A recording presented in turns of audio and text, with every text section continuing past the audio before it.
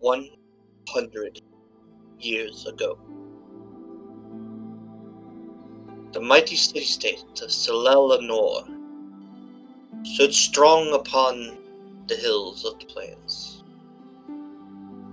a bastion of light and hope in the area, until that fated day where, in the city center, underneath the keep, a loud explosion, as if a blooming flower, a large cloud of pure shadow. And as the shadows spread throughout the city, abominations, monsters of every make, terrors beyond the mind's wildest imaginations ran rampant throughout the streets. And as the people rallied in an effort to push them back, 3 heroes made their presence known and stood before the oncoming horde. There was Oloran, whose curved elven blades cut a path through the darkness. There was Dornolan, whose breath blazed through the long night as his hammer smote the foe. And there was Galagor, whose spells reduced the abominations to dust. And as they rallied the people, and as they stood hard, these unholy hordes were pushed back to the city center. And as the shadows faded away, there stood a vast obsidian structure with a central door adorned by a skull, the Shadowgate, as it would come to be known. Knowing that this was the source of the corruption that had swept through the streets, the 3 companions entered in.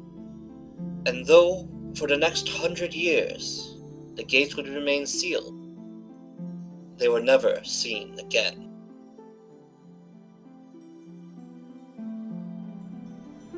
Three days prior to your arrival, it was reported that knocking was heard at the gate. And so, the city guard, ever vigilant and never forgetting, rallied together. And as they formed their ranks and prepared their weapons, a loud crack issued forth, and the gate began to open. And as they collided and sword met skull. So, 3 days later, you assholes, from whatever corner of the world you guys may come from, have all gotten together pretty much the same way, having hired a carriage to bring you here. All of you feeling yourselves being pulled towards Lenore and to the gates, just as legends spread throughout the land. Something tugs at your soul. It fills you with the desire, for whatever purpose you may have, of visiting the gate and delving into the secrets within. As you guys roll through the rain, you guys arrive at the city gate and are stopped by the 2 guards. Hold there, citizens! We are simply inspect the cart before you enter the city. May I ask what your business here is? No one's going to answer me. As the cart approaches the building, you may notice in the back a towering behemoth of a blue-skinned tiefling woman sits with her elbows on her knees, propping her chin up with an incredibly bored and dour expression, though doesn't seem like she's actually bored, just that is how her face is in its natural state. She doesn't say anything to the guards. Probably near the front of the cart, a little too close to whomever is driving. There's, not really big, I would say. No, they're like 5'8", only 152 pounds, give or take. Another tiefling, this one a little paler skin, kind of grayish. One pinkish eye, the hair seems to part down the middle between black and red. Tattered-ass clothes, and she just kind of seems to be looking everywhere, as if a kid in a candy shop, and then hearing guards, she's going, I'm going to the gate. I see. You're another one of those lot. You know no one's returned. You sure you don't want to rethink this? Oh, Vega says I have to. Hey, Jin, you know what, Vega? No tonic. Not really. An older man, and by older I mean graying beard, tattered clothes, beaten up gear, is just gonna look at the guards and say, lads, I've already lost everything. What more can I lose? That always seems to be the familiar story. Well, Tonic and I were considering entering it ourselves, but this business really kicked up recently. We've been getting better pay. Apparently, the guards have been stepped up since the incident 3 days ago. And how do you fit in this lot? Well, the man in the leather vest, tattered white suit, slightly tattered, just at the very edges, and holding an umbrella, that's weird, says, well, the old guy kind of took my cover story, so, well, I say cover story. Basically, I'm coming here because of self-destruction. The clunky lady in the large paladin armor just slowly holds up a fist towards you. She seems to want you to fist bump it. I see. Fist bump.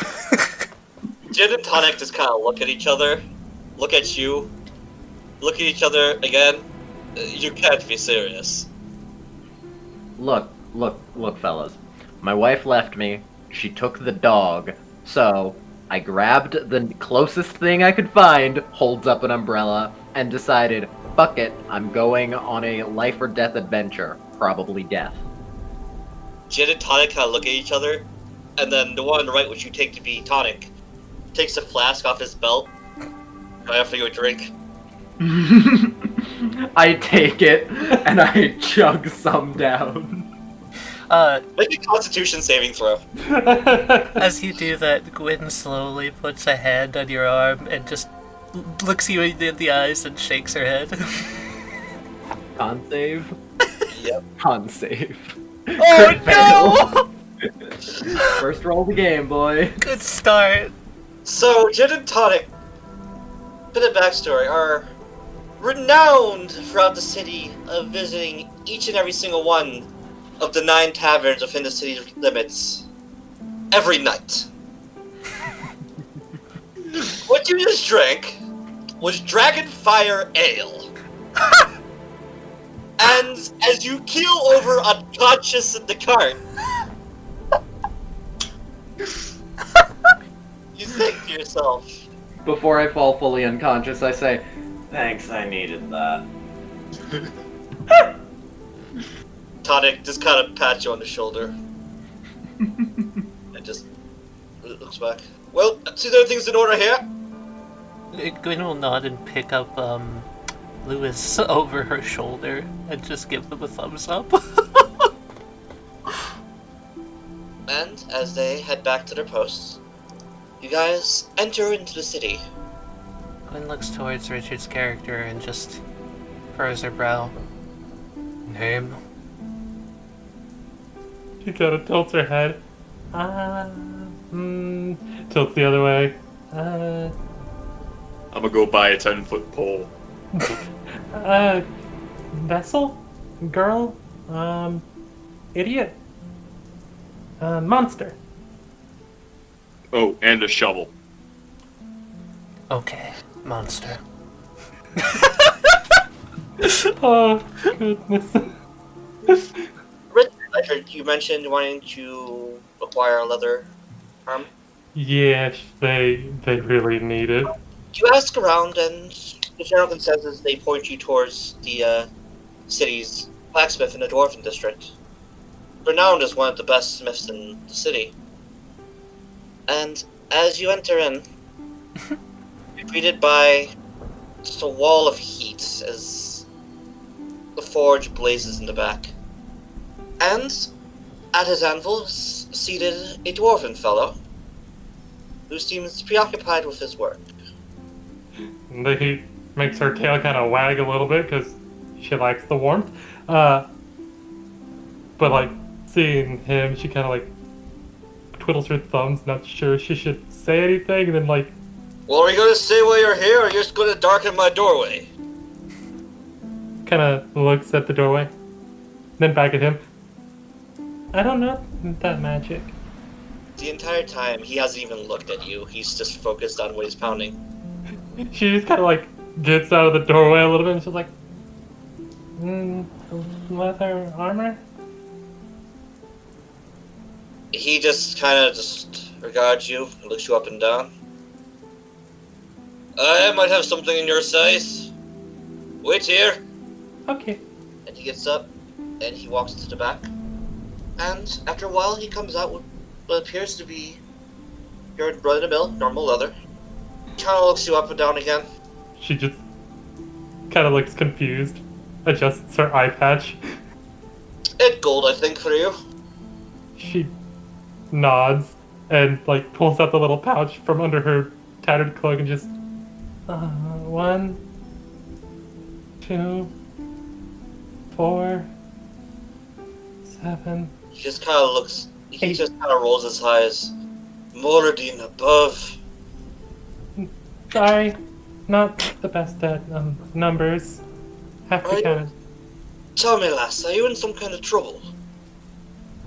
No, just going to the gate.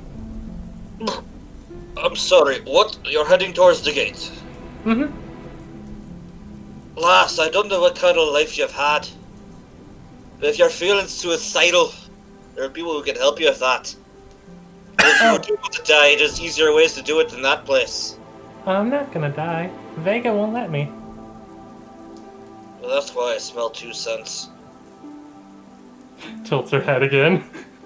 Anyway, here, he reaches behind him, and he pulls out this ornamental dagger. Its blade has runes carved along the edge of it, with an innate gold handle, and a black leather with gold trim. A fellow ordered this a couple of days ago, paid in full and everything, but he died when the gate opened 3 days ago. Oh. Why don't you take it? Might serve you better than it could have him. Kind of looks at it a little worried because she's always been told by Vega, don't take things that you shouldn't, but he's offering. So she's like, okay, It is very nice in your hands. It fits your hand almost perfectly, and the balance of the blade is nice and even. You can tell at a glance it's a very, very well made dagger. Is it not hammering on the anvil right now? His hand never left his hammer. He's hammering the entire time. Oh, dang. Even when he went to the back room, that's dedication. He lifted his anvil and took it with him. I could see the anvil being attached. And as he stands up, the anvil rises up with him, and you realize it's attached to his belt. Got it! That's fucking badass. I like that. I like him. Sounds like an easy way to break his own knees. As he looks you in the eye for the first time since you arrived, you notice his eyes are milky white in color. And even as he gazes towards you, his hand just keeps hammering. He takes a moment to quench the piece of metal he was working on, puts it back in the forge, and continues hammering. Well, is that everything you need, or will you be needing more? No, I should be good. Thank you, Mr. Bandrami. And what's your name, miss? Girl, idiot, vessel, monster. Are you sure you're not in trouble? I'm sure. Do you even have a name? I had one. Don't remember it. Been years. Well, you need a better name than Monster. Mm, I will call you Fiora for now. Do you remember your old name? What away, Fiora? If that's all you'll be needing, I have a lot of work to get done. okay. The Grand Consul's ordered 100 swords. Due tomorrow! Mm. I mean, I'm good, but damn! She will try to, like, hug him whenever, like, he pulls the arm up in such a way that she won't get in the way of his, work. Okay, this is a thing. Alright. And then she will back up towards the door and then...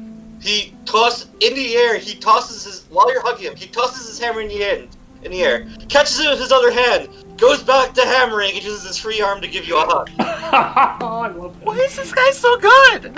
I like him. Why are we going into this Shadowgate and not this guy? Clearly, he'd have to eat everything in there alive. He's also blind, I think, so... That's not stopping him from Clearly, he's a using master hot of the metal. forge and not of weapons. Fair. As you look around, you see, with your own abilities, faint outlines of other figures, similar in shape and size to Bendrami. Each of them hammering away at their own anvil. And as you listen closely, you notice that every anvil is making a different tone. Oh, that's so cool. And you can kind of surmise that this is how Bendrami knows his way around the forge, by listening for where those tones are. Oh, that's so cool.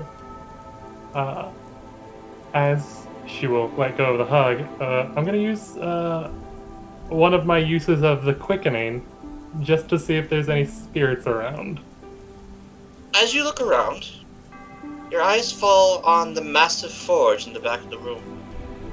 And within the flames, a yellowish-red kind of colored spirit dances around.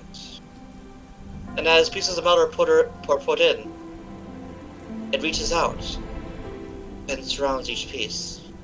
And you notice that the metal seems to heat up faster than it normally would. She'll make note of that, and then before she leaves, she will look at Bondrami and then kind of back the flame, and then at Bondrami and just fear to fire smiles upon you. Oh, you mean Charlie? Yeah, I found him in my journey to the capital.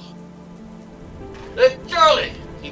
He reaches to a bucket next to him, grabs a big piece of coal, and just chucks it in.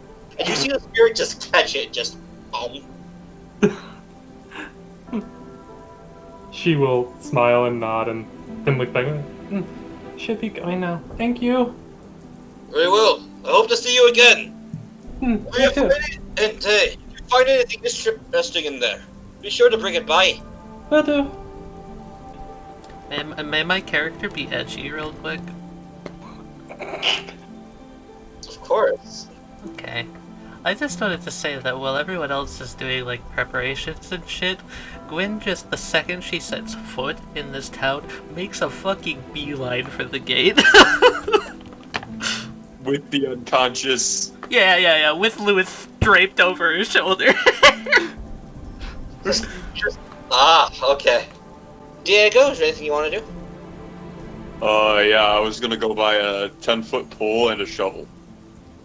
Not sure what I'm gonna use the shovel for yet, but I'll probably use it for something.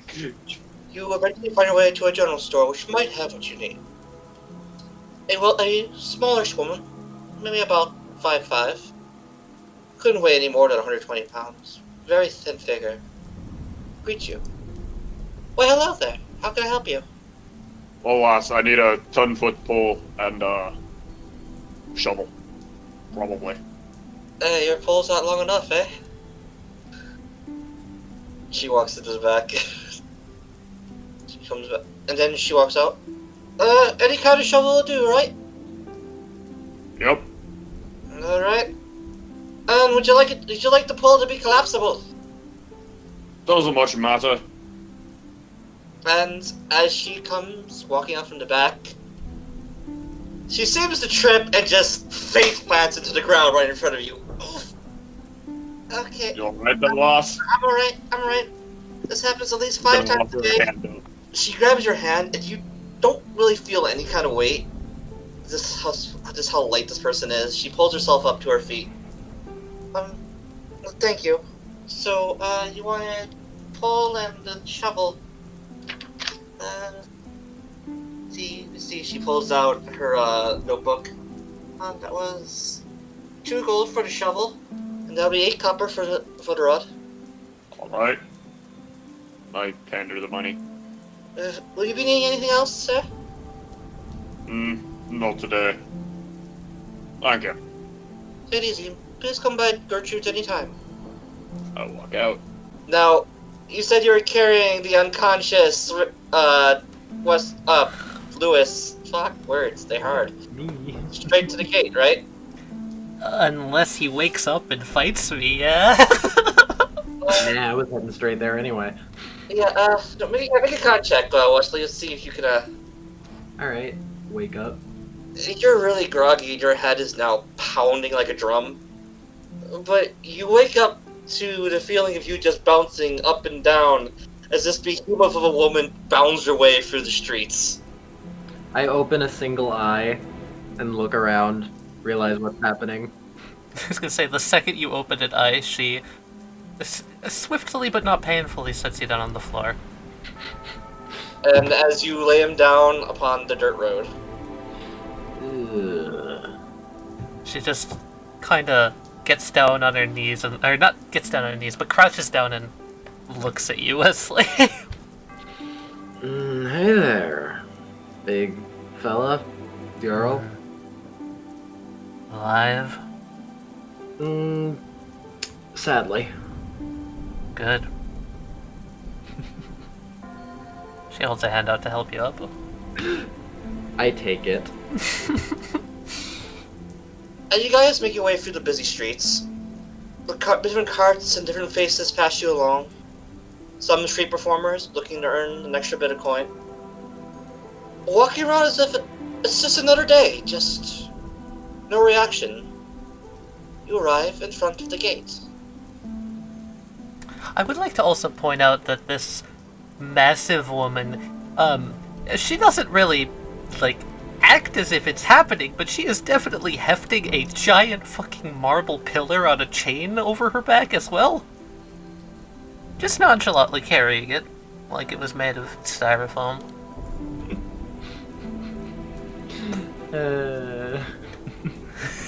You guys should have control of your tokens now. Yep. Yep. Do we have control of our other tokens? High and mightiness intensifies.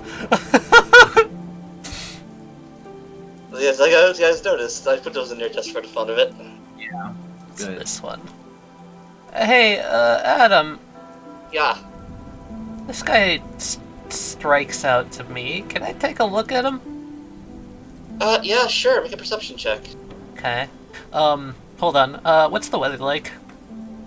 It's rainy and overcast. Oh, thank God. Okay. Otherwise, I'd have disadvantage. So, you see this blue tiefling in front of you. Horns about as big as yours. Short, shoulder-cut hair, pure white, pale blue face, and a flowing cloak of black. And these belted boots that would seem more comfortable on a battlefield than in the streets of the town. And you notice his feet are kind of hard to see. It's weird. Just can't seem to bring them into focus. And the shadows dance beneath the cloak. He just looks over at you, as if knowing that you are looking. He smiles. His eyes flash black. And he is gone. Gwen stays fixated on the spot for a moment, then turns to face the gate. As you look at the gate, it's weird. It's as if you're looking at an old friend. And though you swear you've never gazed eyes upon it before, there's a familiar feeling almost, as if you were meant to be here. Would the other two of you like to arrive at this moment? Probably, yeah. Alright. I'm leaning on my umbrella like a cane since I'm still groggy. Oh yeah, no, you feel like hammered shit. I have a question, Adam. Yes. Would that alcohol count as a poison? Well, it's intoxication, I'd allow it. Gwyn is just simply going to, yeah. Lovely. She basically puts a hand on your shoulder and shadows kind of lance their way into your veins, but it feels nice. And you're no longer drunk. Or hungover. Well, that's weird. Hey, look, there's my rogue that doesn't have a personality right next to Richard. Wow! Yeah, Gia's there in the middle. Bitchiness gets louder. Yes, you hear, as you look over, Snow Queen. you notice at the corner of the street, Pickpocket. a woman with snow, kind of like bluish kind of hair, raging at the woman next to her, who is just shying away. The fuck do you mean you sell apples for 24 gold? You little prick! I'll wring your hair! I'm sorry, this farms haven't been doing so well lately, I'm sorry! And she starts running away. That's Cross series cameos are my favorite cameos. yeah, no, Fiora's just skipping. And in front of the gate, you see these two hulking Goliaths on either side, just staring off into space. They don't even blink. It's creepy. I watched them for like a few minutes. Do they ever blink? No. That's weird. You do not notice their eyes are a little bloodshot, though. Gwyn crosses her arms and observes them. Fiora is hyper-fixated on them and accidentally bumps into a few people as she gets closer. Look where you're going! Sorry. Damn idiot! Hey, that's one of my names. What? He gives you a look, and then just kind of walks on, shaking his head. So Richie, you stop in front of that Goliath, huh? Yeah. He looks down at you. What do you want? I'm waiting. For what? I was supposed to go in there, but there was like other people that were gonna go too, so I was gonna just wait for them and then follow them. He looks over at the other Goliath. Suicide's on the rise these days, isn't it? Are you sure that's what you want? What's a suicide? That's when you take your own life. But I can't take my own life. Then why are you entering into this place? 'Cause Vega told me to. Who the hell's Vega? Vega's the spirit in my head. It's gonna make an intelligence check really quick. My word. Oh, Please no. don't think she's Oh, crazy. no. Please think she's crazy. That's totally normal too! And before the -4 intelligence roll from the Goliath. One. Oh. Even better. Brother, I think we have a crazy one here. No. Really? It's the end of my shift. I just want to go get some ale. If the idiot wants to get herself killed, let her pass. I don't care. Lewis in the back just goes, so we're just supposed to wait for them to open it and a bunch of people rush in, or do we go one by one, or what the hell? No idea why. Gwyn puts her hand on the door and starts to push. They don't stop you. No. They just look at the four of you. Look at each other. 1,000 gold, they don't come back alive. You're on! I raise my hand and say, I'll take that bet. I'm betting for our death. Gwyn looks back at the people that have followed her, just like, They look at you, chuckle, and they push the gate open. Fiora kind of like puts a hand on her right eye, nods, and she looks up at the Goliath in front of her, and she's just like, I'm supposed to say, 5,000 that I come back alive. They look at each other. They look at you. They look at each other again. There's no way in hell you're able to back up that bet. Sure can. I have a home somewhere else. Also, if I die, then you can just have everything I have. If you die in there, all your stuff staying there. I'm not going in. The lot of you are absolutely crazy for wanting in, but just get the hell in if you're going to go. Gwyn eyes, Richard, you, and she just tilts her head like, monster? Right? Oh, a nice dwarf guy gave me a name. Fiora. Fiora monster. That's fucking great. I'm just gonna walk on in. Don't mind me. Points, watches, puts her hand down, shakes her head and enters. David's head disappears in, and as you all enter, you find yourself, because this place is absolutely silent. You feel along the walls, and you feel more of that rough obsidian that you saw upon the door. And you find yourself walking. And though it's only a few minutes past, for some reason it feels like you've walked miles. And eventually the passage opens up and light starts to shine.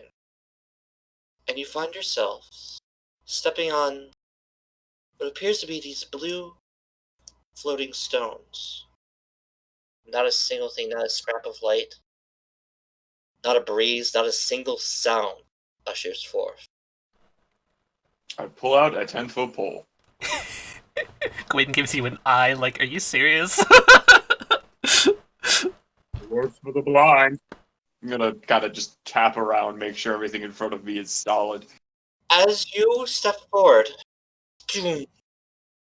more of your stones begin to appear, and as you look forward, a crystal appears. I'm gonna tap around here and see if there's anything there. Nothing. Just my pole goes through empty air. Yep. Gwyn will hold out her left hand, and actually gold, like holy light, lances around it, and I'm going to use one of my defined senses.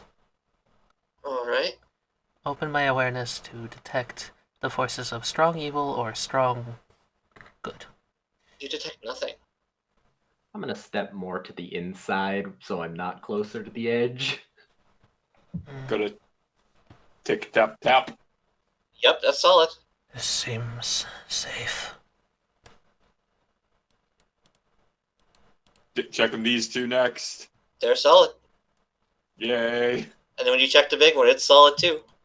Before I step on it, I'm gonna put the 10-foot pole back where it was and pull out my warhammer.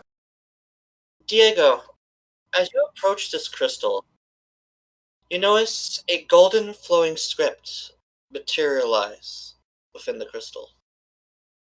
What languages do you know?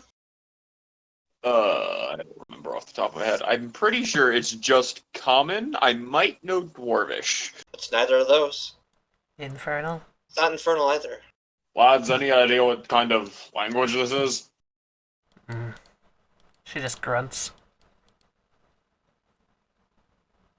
Lewis, as you get close to the crystal, Is it what I think it is?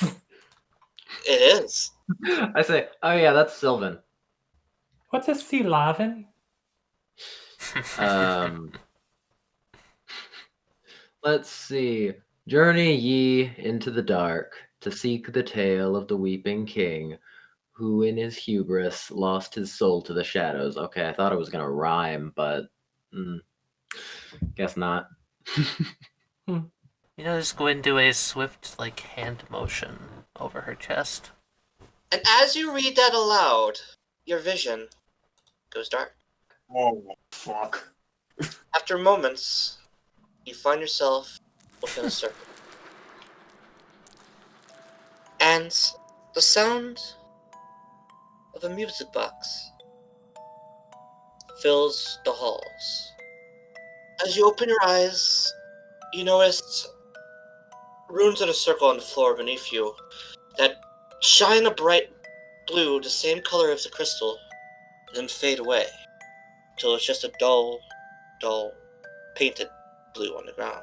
And as your eyes adjust to the darkness in the room, while it's not completely dark, except for those of you with dark vision, Haha. Howdy.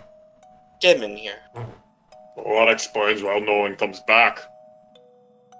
Honestly, how did people get past in the first place if you need to know Sylvan? Elves. She folds her arms. So on the left and right side of the rooms, you see two doors. I'm gonna light a torch. Which way you guys want to go first? Just grunts. Can I do a quick perception check? Just standing in the corner around here, Adam? Are you just looking around the room itself, or are you just staring intently at the corner? I have my back to the corner, not staring into it.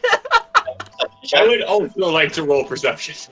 It's just stone. The doors are made of cherry wood, though. It's good wood. Burns no.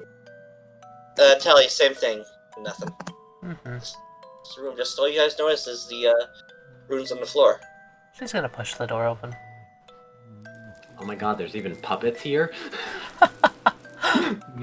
Sure seems to be. This looks like some sort of a little workshop. Yeah, no, as you walk over to that table, you see the parts that seem to be part of the puppets haphazardly thrown around. Pick up an arm and just tilt it. Try and snap it in half. Make a strength check. Okay. Yeah, no, you snap it like a fucking twig. Hmm. What are these? Are these barrels? Yes, those are barrels. I'm gonna go over to the barrels and try to open one. Yeah, as you go to do it, the tops of the barrels is pretty rotted, so you're able just to pry it open pretty easily. And an obnoxious odor just meets your nostrils. Kind of like a formaldehyde kind of smell. What's in the barrel? You look in. Yeah? Swear to God, as if there's a corpse in here. Two glowing eyes stare back at you. And as its thin, wiry arms begin to reach up out of the barrel, roll me some fucking initiative Ha. as it makes a swipe at your face.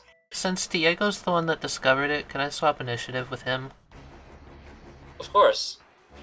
There's no reason Gwyn would rush over there. But I rolled a literal 2-0. Yeah, you did. I knew it was a possibility, but the first time... I have my warhammer. I'm gonna use it. Yeah, no, this thing lashes out at you, you're just like, ugh! As you step back, and your warhammer slings over and smashes into the cover of this barrel. Fuck it, I'm gonna back up. Back and Alright. fuck up. As I'll you take back up, the- it goes to climb out of the barrel, and the entire barrel just tips over. It smacks its face on the ground. I'm just gonna back further up. Steady myself and get ready for it to either try to jump me or... Jumpy, you say? Funny you say that, because as it scrambles up to its feet, it's short, jerky movements. There's nothing organic about how it moves.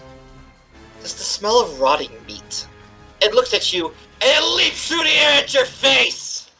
I'd like to use my reaction to just fucking put my shield in in front of my face, damn it. With a natural 20, it bashes you to the ground. Fuck! And as it holds up one of its wickedly sharp claws, it will flash down at you. You're able to dodge to the side just in time, and its claws sink a good 3 inches into the stone. And as it rips them back out, its eyes meet yours, and within that puppet mask, it looks to be bone on the inside. With that, it's Lewis's turn. Well, I go over here and I'm gonna bap it with my umbrella. As you just bring your umbrella crashing out of this, you catch it in its side, and both visibly and audibly, you see its side and hear it just cave in and just crack and deforms. It stumbles to the side, looks at you, it hisses at you, and it just locks eyes with you.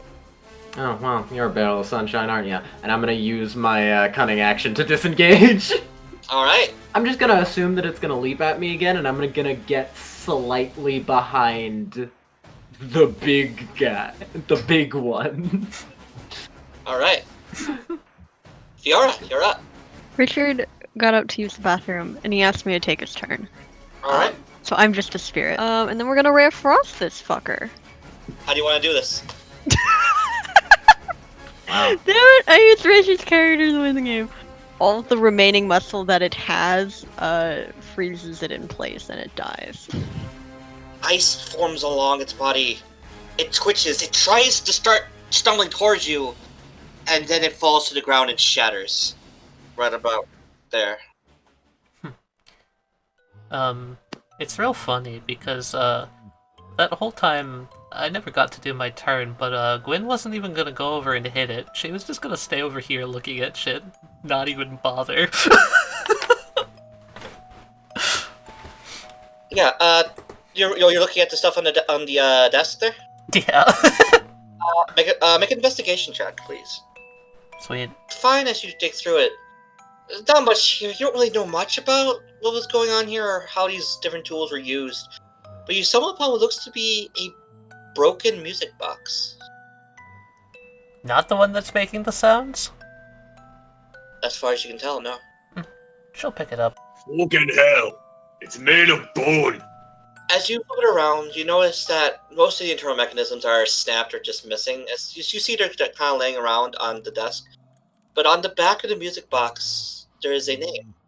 Cecilia. Oi, Lewis. What? Yep, that's my name. Diego's gonna put his shield on his back, his warhammer in his thing, and pull out his maul. And just gonna point at the other things. Wanna help me smash these to make sure none else is in there? Hell yeah. I flip my umbrella around so the hard part of the handle is what I'm using. Yeah, I'm just gonna smash in the rest of these with the fucking maul. Okay, we're doing this. As you say that, this puppet jumps up and just starts running for the door. As it passes you, you will get an attack of opportunity as it passes you. Okay, attack of opportunity with my ball. Fiora, are you looking at this thing as it runs past you, by the way? Totally. Your eyes, you do see a bit of a blue aura around it. It just kind of runs out past you. It runs right through the door. What do you mean through the door? As in, like cartoon style outline in the door. Okay, that kind of run through the door. Also, there's like a torchlight somewhere around here because I dropped it. I'm gonna attack this one. You gonna attack that one? Yeah. Yeah, don't even roll for it. You cave its head in. Cool. I'm gonna crush this one first, then go to this one, then go to this one. All those barrels are empty. They seem to have kind of formaldehyde smell, but maybe it looks like rotting meat at the bottom. But that's about it. And then I'm gonna stab this one in the circle. The runes kind of flicker and then fade. And I'm gonna take this puppet on the table and I'm just gonna pop its head off. Fiora. Mm-hmm. Gwyn walks over and she seems to have in her hand a metal box that's kind of banged up, and she's just kind of turning it over and looking at it. What's that? Shrugs. Holds it out and shows it to you. It just looks like a normal metal dinged up box. It seems to be a music box, and on the bottom it says, what was it, Cecilia? Yeah? Yeah, on the back of it says Cecilia. Might be important. Can bring it back with us. She nods, sets it into her pouch. Follow the puppet? Or go the other way? Puppets are Easy to smash. All of the puppet. Yeah. Think so. I keep missing. Oh god damn it! It's back! The damn Smiley's back! Oh, that's a normal room. Yep, perfectly normal room. You do see a shape in the middle of the room stumble and pace around, and it comes up behind the puppet and pushes it off the ledge. Oh. Are we fighting a cat? Turns back around and just like says, or just like leans her head to the side so you can see the crazy old guy. That's weird. I hate to be this guy, but I have a torch, and if it has any sensitivity to light, it definitely can sense that light is suddenly flooding in from the doorway. She would step aside if she didn't take up the entire doorway with her stupid fucking giant pillar. Its back is currently turned to you, and it doesn't seem to have noticed quite yet. Is it not light sensitive? And what you see is you can see its spinal column upon its back. Like its skin is pulled very taut. It has this white. Its face looks exactly as you see in there, and it seems mostly barefoot, with a lot of tattered clothes hanging from it, and hands that end in long, cruel claws. Do you think we can work it? I'm gonna hold up my hand again. It's gonna glow with gold light again. And use divine sense once more.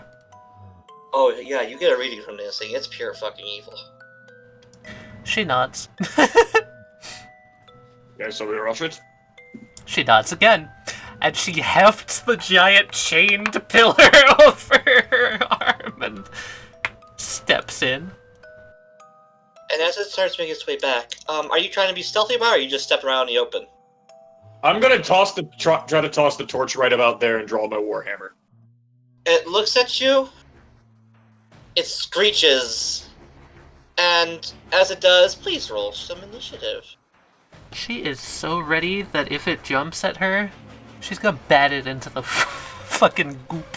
Stand here, and I'm just gonna ready an action to attack it if it gets close to this area. I'm gonna go on the other side of Gwyn and do the same. Gwyn will put down her shield. It's going to glance between you, rushes forward towards you. She smirks. Almost seems like a fang gleams in the light as she activates her ready to action. Alright. Fucking uppercuts it with the pillar to try and send it over. Probably past Lewis, so he also gets a hit, and then into this pit. Roll it. This is going to be a two-handed pillar swing. Okay, two-handed pillar. Big pillar. Clonk! As you hit it, it bends at the waist backwards at a sickening 90-degree angle. And then it bounces back and tilts its head at you. It doesn't even move? You felt it hit, and you felt its entire body just bend backward. You heard a sickening crunch. But its feet somehow stayed steady. Bounces back up. It's going to make a multi-attack at you. Okay. That's a 15 and a 22. The 22 hits. 6 damage. Fiora. Hearing commotion, she kind of like peeks her head and lean over Lewis slightly, and then just Ray of Frost. As you should Ray of Frost, it doesn't fly quite right, and you just kind of give it a little frostbite at the end of its nose. Essentially, her eyes are going to, like, go black as shadowy energy lances its way all throughout. The wound from her eyes kind of dripping down her body and wrapping its way around the slash wound? Slash wound, yes? Yeah, so it would have been a slash. And the darkness seems to fade a little bit. She regains 5 health, Alright. expunging her entire Hands of Darkness pool, and as she clenches her fist, she actually drops the pillar and is going to try and jam her fingers right into the ghoul. Oh, okay. And I'm going to make a Hands of Darkness attack in an attempt to steal its life essence. That hits. Okay, it loses 5 health. Alright, very nice. This thing is starting to look pretty haggard. It is not very pleasant. Oh boy. I can do a single thing. I can smack it with an umbrella. Correct. And following the example of the puppet earlier, you catch this thing right in the ribs. Ha. And it drops to a knee and just glares at you. And then cunning action behind Gwyn. I too can do one thing, and that's take a step forward and beat it with my hammer. Yeah, I'm just gonna catch it under the chin and just try to, like, send it careening off that cliff behind it. Yeah, it's just Mortal Kombat style. As you bring your hammer swinging down in an upwards arc, it catches it right in the chin. You hear a sickening crack as the neck breaks, and the corpse just goes flying into the shadow. Roll credits. Roll credits, guys. Guess the session's over. Guess so. Run with the Home! I'm back. Pick up the torch. She rubs her arm where there's just wiggling shadows on it on the cut. You alright? She nods. You see a little bit more black magic trickle down underneath her eyes, and I'm gonna spend one more point and heal back up to max. Now which way? You notice this crate right here has a bit of a crack in the lid of it, and doesn't seem to be very well secured to its hinges. I don't trust containers. Someone else want to open this?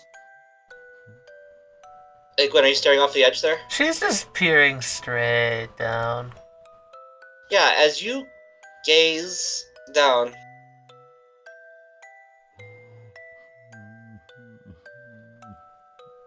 Did it look basically how it looked to us? yes. Just like a face down there? Mm-hmm.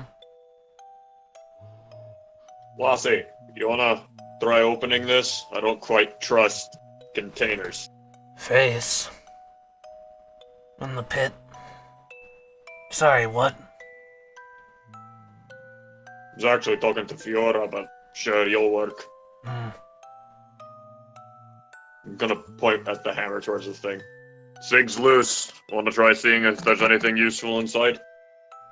Looks at Fiora. She's not paying attention. She's gonna step past the crate, actually, and just start appraising everything else. Yeah, it does seem like this was once a storage area. You do, however, see across the pit here as there is a hole in the wall. Like a little ledge here? Yes. It looks like there's part of the wall here is just crumbled away and fallen Can into. I roll investigation to try to see what's inside through the cracked lid? Sure, lower yourself down and kind of peer through the crack. You notice a few glass vials containing a blue liquid within. There's about 4 of them. Oi, Lewis, hold this. I'm gonna pass Lewis the torch and open the crate. I hold the crate. I hold the torch. You open it up and there lies the vials. Any idea what these are? Peers over shoulder. That's a pretty blue. Yeah, it really is. Can I roll survival to try to figure it out? Roll history instead. Okay. I'm old. Maybe I've used one of these before. You've actually heard stories of battle mages carrying these with them, and something about restoring lost energies. I don't think I'll be able to use this. Fiora, you hold on to them. Maybe you'll find use for them. Okay. I'm gonna start tearing this crate apart. Can I theoretically turn it into just like strips of wood? You want to make it into strips of wood? Yep. I can do that. I'm proficiency with carpentry's tools. Okay, you notice her, like a dumbass, literally just start trying to rip it apart. What are you doing there, lass? She points over the hole at the other area. Are you gonna try to make a bridge out of that? Shakes her head. Then what are you doing? Holds up a finger. picks up one of the planks. She's gonna make a little spark on the tip of the plank.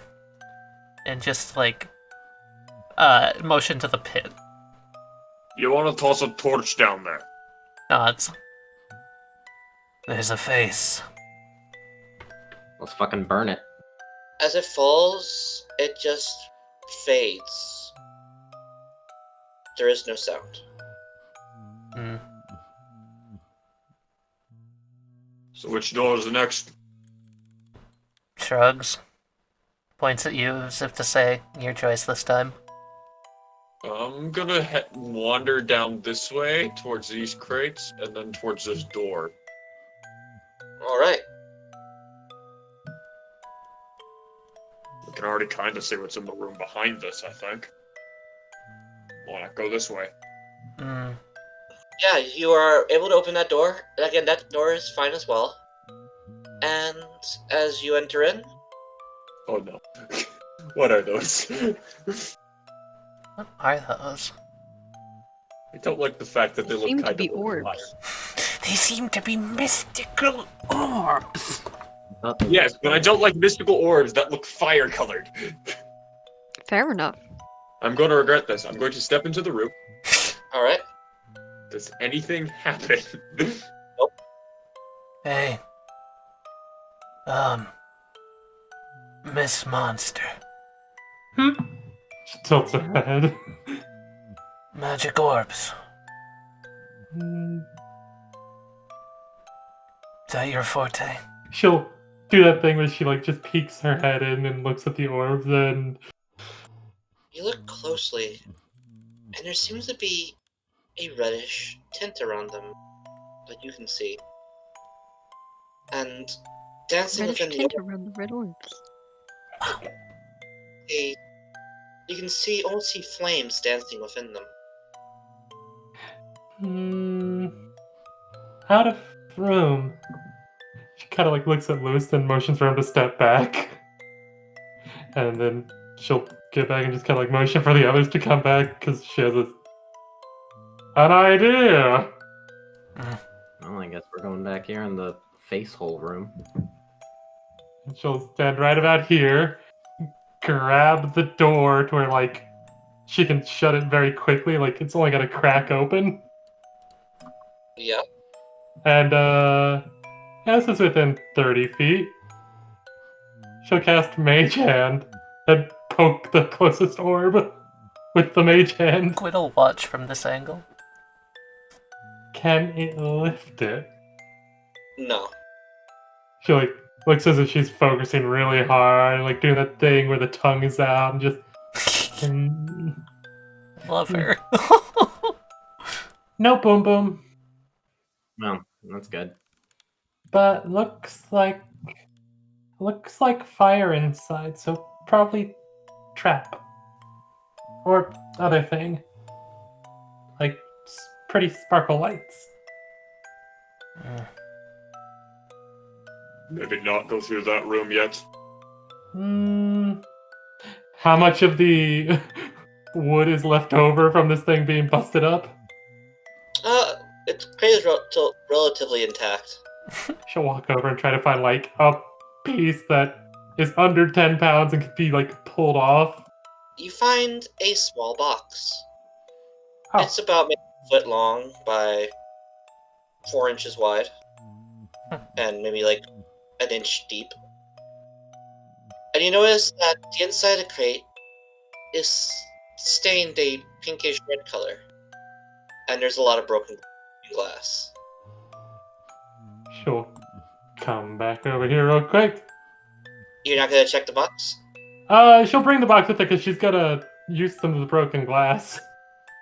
Mage Hand, glass and wood parts, like, all over the 30-foot range she's got, just to see if, like, tap, tap, tap, tap, tap, is this safe?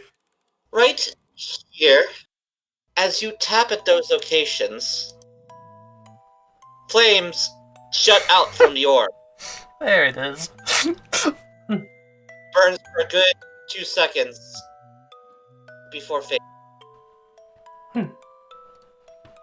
Found places shouldn't step. She'll point those out. Lovely. Yeah, I could kind of see. We could kind of see one from across the hall. Yeah, fair. Basically don't stand directly perpendicular to it. Gwyn's like glossy black eyes act as if like a shooting star going across sunglasses when the fire spurts. There is a huge wash of heat.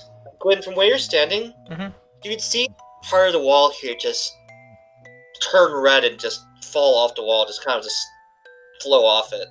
Part of the wall is by the heat of the flame. Not normal fire. Well, we go a different direction then. She's already like pushing this door open. I open the door. As you reach out to grab it, it falls off its hinges and flies around Towards me or away from me? towards you. Fuck. Please make a dexterity saving throw. Fuck! As it falls towards you, you notice small needles pop out from the door, and as they barely just miss you and slam to the ground, you hear a loud metallic clang. On the back, you see a vial on the back of the door, connected to a tube system. Oh. Those might have been poisoned. Friendly room. Gonna open the rest of the door and walk in and probably get shot. She just kind of nonchalantly points to the left and elbows Diego. Just gonna kind of nod and form rank.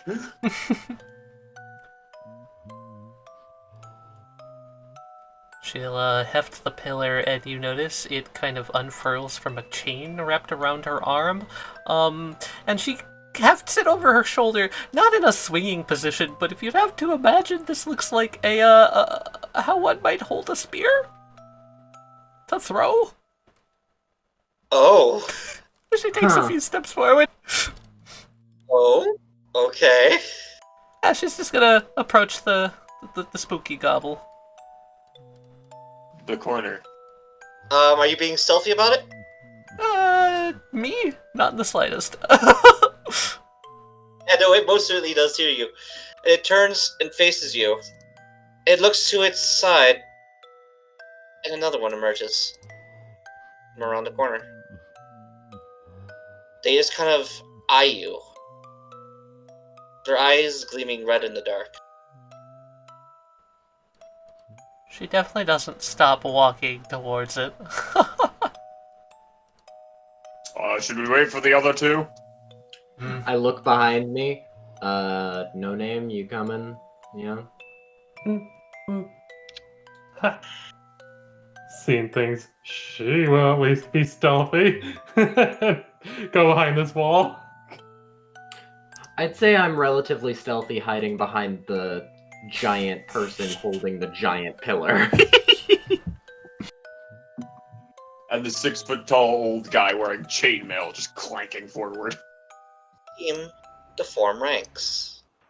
And then, with clockwork efficiency, Oh, there's 4 of them now! march towards you. Okay, I got an action ready if you don't mind. Sure.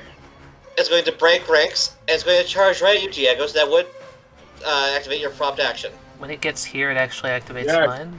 Right? Beat it to death. Oh, okay. Yes! And Rat? I mean, I guess it'll affect both of us. So yeah, both actions go up. She's chucking her pillar. Well, Are you Let's doing keep what on I our think you're review. doing and throwing it directly at it? pretty much. Yep. Yours misses, but Mike, yours hit, and I suggest your damage down there. Yes. Alright, practice sting in the face. With your mate. With your warhammer. Like, Yep. bop! Right in the face. Its head kind of cracks in, caves in the shape of your warhammer, and it just looks at you like, what the fuck? And will make a slash against you. The next one will also do the same. Okay, it catches me when I'm pulling the chin back to grab my pillar, so I don't have a ready for this. Yeah, no, it kind of trips, bangs its head on the wall, and just looks at you stupidly. Can I say that as I'm pulling my pillar back, it trips on the chain? That's exactly what happened, Okay, yes. cool. These two will reach behind them and pull out short bows. And aim them at you. Do they have bows? Give these fuckers boys.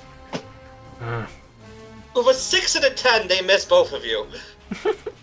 This one's getting umbrella poke. Stab it through one of the eye holes, and then, because I assume that it's hollow inside, just kind of move my umbrella up and take off its head. Yeah, you just kind of pop its head right off. Oh. There's a glimpse of a skull beneath as it just falls to the ground, dead. Lovely. And this isn't gonna do any damage, but this is just for comedy. I take off the skull and I throw it, and it just kind of bops off of that one's head, and then I just go behind Diego. I'm gonna step forward, and I'm gonna try to cave in this one's skull. As Diego just tramples this poor puppet body beneath his feet. I don't give a fuck. She'll kind of get to right about here. As you look down, you feel the floor give slightly, and you see a little face kind of pop up. It smiles at you. She'll smile back, and then look at the puppets on the other side that pulled out bows. And from under her cloak, she'll pull out a light crossbow and take a fire at the one on the right.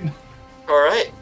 And then, with the 5 feet she has left, step back. How's this one looking in front of me? It's kind of rough and tattered from the damage the others did, but it's still standing up on its feet. Yeah, okay. She's gonna heave the pillar, and basically, overhead, just two-handed smash this fucker. Are you just malleting this thing in the face with your pillar? I'm playing whack-a-mole. Alright! Roll it! Whack-a-mole! Yeah, so it's kind of cartoon. You swing this thing down with so much force that it crushes the entire thing, and as you lift up your pillar, there's just a disc of smashed puppet. She chuckles slightly and steps forward alongside Diego. It makes a nice little platform for you to stand on. Yeah, then she's going to... Would it be fair to say she can raise her shield for incoming arrows, or no? You know what? I'm a real cool DM. Let's fucking do it. Okay, I'm gonna form a defensive line for the others. They're going to shift to the side and aim right for you, Fiora. We are not in position to give you cover. Kind of aren't. Whoops. As both arrows impact you in the chest, you take 10 damage. That's exactly my HP. I'm unconscious. Yeah, you fucking hit the deck. I'll look to the side. Oh well, now I'm gonna take care of the one with horns. Alright, I guess this is my life now. As Fiora falls, a small box that they were carrying clatters next to your feet. Was it open? No. Okay, cool. No glass everywhere. Good. I take Fiora out of the way of them being seen. You notice the box, after it's flipped over, has a red cross on the lid of it. Oh, they were. It's a med kit. It's a healing potion. Yeah, is there a healing potion in there? Do you open it up? Yep. There's 4 small vials containing a red liquid. Okay, cool. Down the hatch. I open Fiora's mouth and pour it in. Alright, these aren't your normal healing potions, they're more of healing vials. Yeah, as you pour this one into Fiora's mouth, you could have sworn you saw a small tiny bit of fuzz. But it's just probably a thing.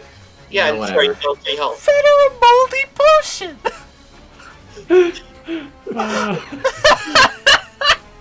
Look for flavor. Spice. Bum rush! Bum rush? Boom rush? Bum rush! Bum rush! Which means I'm right next to this terrifying opening, which is probably going to reveal 8 more enemies. I wish. And fuck. there's another one. Roll to attack? Yeah, no, you missed completely. To Fiora. You're alive! I thought there was a bit of a weird taste in your mouth. I kind of pat Fiora's cheek and say, "Yeah, you're better now. Get up." Tastes funny. It's for flavor. She'll climb up to her feet and then look at the crossbow, then look at the guy in front, and just like, shoves the crossbow and loses hands, and then aims a frost at the one that she shot prior. Like, he brings the warhammer up to like swing, he misses, and like as his head is down, just impacted with cold energy to the face. Diego, as you're clashing with this thing, trading blows of it, and you stumble and you, well, this is the end of me. And as claws come reaching towards your neck, they freeze in place as the rain and frost freezes the joints. It's not an inch from your throat. Wait, is it dead? No, the arm does. It kind of looks at you. It looks at its arm, looks at you. It just kind of its head tilts like, oh, come on. Clunk. Clunk.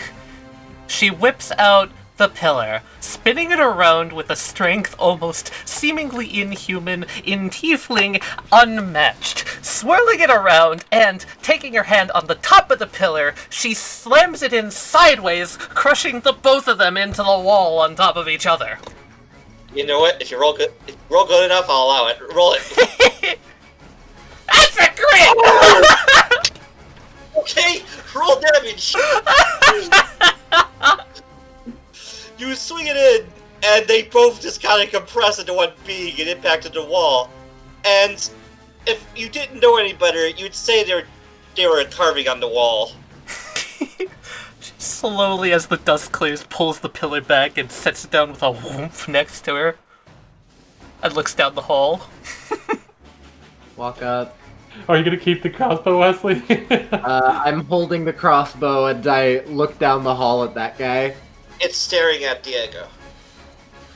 I look at the crossbow. I look at the thing. I look at the crossbow. I look at the thing. I toss the crossbow back to Fiora and say, I have no idea how to use this. And then I'm just going to ready it when it goes Are you to just this. waiting around the corner to bash it upside the head as soon as it comes around? Yeah, basically. It gets to about here. Yeah, it's gonna dash. Hey, Wesley, I do believe this figures your action. Yes, it does. I'm gonna fucking umbrella it. I shove it into the pit. It's gone. Put the umbrella under my shoulder. Well, that takes care of that. I just imagine you point your umbrella at it, unfurl it, and just go bonk. Gwyn nods, looks at at Lewis, points at Fiora, and just like kind of points at the arrows that are still sticking out of her, like, Oh, yeah, right. She carefully is like taking them out, having had to deal with stuff like this before.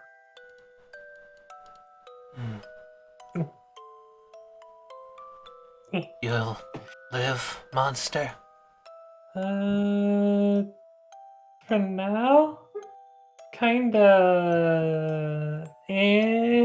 She taps the sun symbol on her armor. I'm practiced in medicine, if you need it. Okay. Wait, lad, how do you get her conscious again? Moldy potion. She You was found healing potions. knocked out. Yep, arrows. You found healing potions. Well, they're healing. I mean, they healed her. They're more vials, but. Still, will come in handy. Yep. A vial and a potion are very different. Yeah, one is bigger. Nods sagely. Diego just kind of stares at the two of you like, what the fuck are you two morons talking about? Then he's just gonna shake his head and walk back to the middle of the thing and keep watch. What kind of bow did that poopit have? Short bow.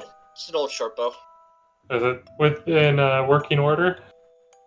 For the most part, although it's in pretty rough condition. The ones that I crit smashed into a wall.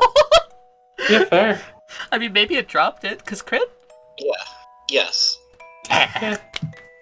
If it could still fire arrows, she'll find any arrows besides the 2 that were in her freaking body. And Yeah, no, the arrows that they were carrying were on quivers on their backs. They're currently... yeah, those are smashed, aren't they? Yeah, they're embedded in the wall. Gwyn whistles. Eh. At least there's a short bow that can be more ammo for later besides 2 arrows. Forward or right? Hmm. Can I potentially, there is that wailing in the background. Can I potentially locate where that's coming from at all? Or the music box, either or? It seems to reverberate off the walls and echo in your ears to the point that it's hard to discern exactly what direction it's coming from. As a secretary, you had to deal with some shit from your coworkers, so you would always keep a good ear out. It's coming from maybe, let's say if in front of you, if this way is north, this way is south, then it's probably coming from southeast of you. Okay, so from the sound of it, it seems like it's coming from that way. So This way then? Mm-hmm. Clunk, clunk. Careful, floor. All shifty. Smiley face on floor, though. You saw the face, too. Mhm. And When he mentioned that, I'm gonna pull out the 10-foot pole and just double check every tile as I go forward. Alright. I'll follow behind the Grinch. You're just tapping along. This one collapses. Careful. Kind of peers down, looking for the face. yeah, I'm kind of insisting that Fiora go in front of me. she's like got the crossbow in her hands and it's like trying to show it. She's like, yeah, pull this back, aim, and fire, and pew pew, but only if bad guys. She kind of like blinks watching Diego and Gwen keep going. She's just like, dead end, thought, sound, points south, this way. Just making sure. Gwyn points at the Grinch, who's I don't see a point in going any further, so I'll kind of wander back.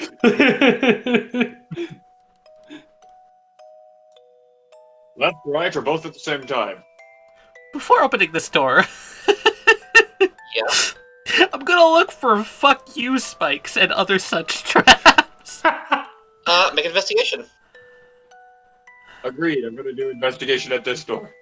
That she kind of grabs Diego and like stops him from going to the door, and like kind of tugs on him to pull over in front of her. Tally, Mm-hmm. you gently caress the door in front of you. Okay, Nice. okay, when you're done having a moment with the wood there, Gwyn you wanna- snaps and stares at you, puts a finger to her lips, goes back to caressing the door. Does Diego get to right here? As Fiora like tugs on him. As she casts Mage Hand and pulls open this door. Yeah, it swings open. And she gives him a thumbs up. Does Gwyn no longer think that the door can do any harm? Gwyn is getting too close to the door. Seems to be sloped, kind of slumped against the wall on the floor, and there's a pretty sizable, what looks to have been old blood, like dried beneath it. And you can still see scraps of clothing and such. And next to it appears to be a relatively intact longsword. Mm. And you also notice that its face is half the puppet face you've been seeing, and the other half seems to be metal. At least one of them in there. Could be more. Wooden scraping sounds. I think she made a new friend. I'm gonna look at Lewis and say, think you could sneak in there? Without Yeah, I suddenly- can try. I'm gonna be a stealthy boy. Hand me the torch. Oh yeah, I give him the torch. As you get there, Lewis, Yeah. you do notice these two in the corner. One of them seems to be wearing a pretty torn. It's relatively intact, but some kind of dress, maybe? Huh. And the face of this one is half that puppet that you've been seeing, and the other half looks vaguely human, with what appears to be dirty blonde hair streaming down the shoulder. Well, I'm gonna stop caressing the door and swing it open. Come over here, and so there are definitely people turning into puppets. Would you consider this a disease? No. Parts of armor seem to be on the one on the left, and these two seem to be snuggled up close together. Hmm. I'm gonna tentatively walk in the doorway and look. Yeah, they don't move. She's gonna approach and kneel down. Yeah, as you notice... Yeah, she kneels down and just observes them. Alright. Both bodies seem to be... maybe about 30% of them has turned into the things you've been fighting so far. But if you had to say so, looks like they've been dead for about 3 days. They're not moving? Not moving at all. Hmm. Any idea how long they've been dead? 3 days, maybe. Maybe more. The incident at the gates. She clunks back up. Is it the same for this one slumped against the wall? Yes. About. Although that one, upon closer inspection, you find that it has a small, kind of rusty dagger sticking out of its chest. Hmm. And you would also notice on the mail that was over here was an empty sheath.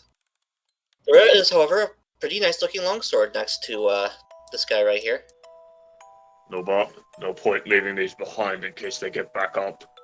And I'm gonna break both the arms and legs for both of these people. Yeah, the puppet one breaks relatively easily, but you notice on the other side it hasn't quite changed yet. It feels like flesh and blood and bone, and it makes a sickening crack as you wrench it.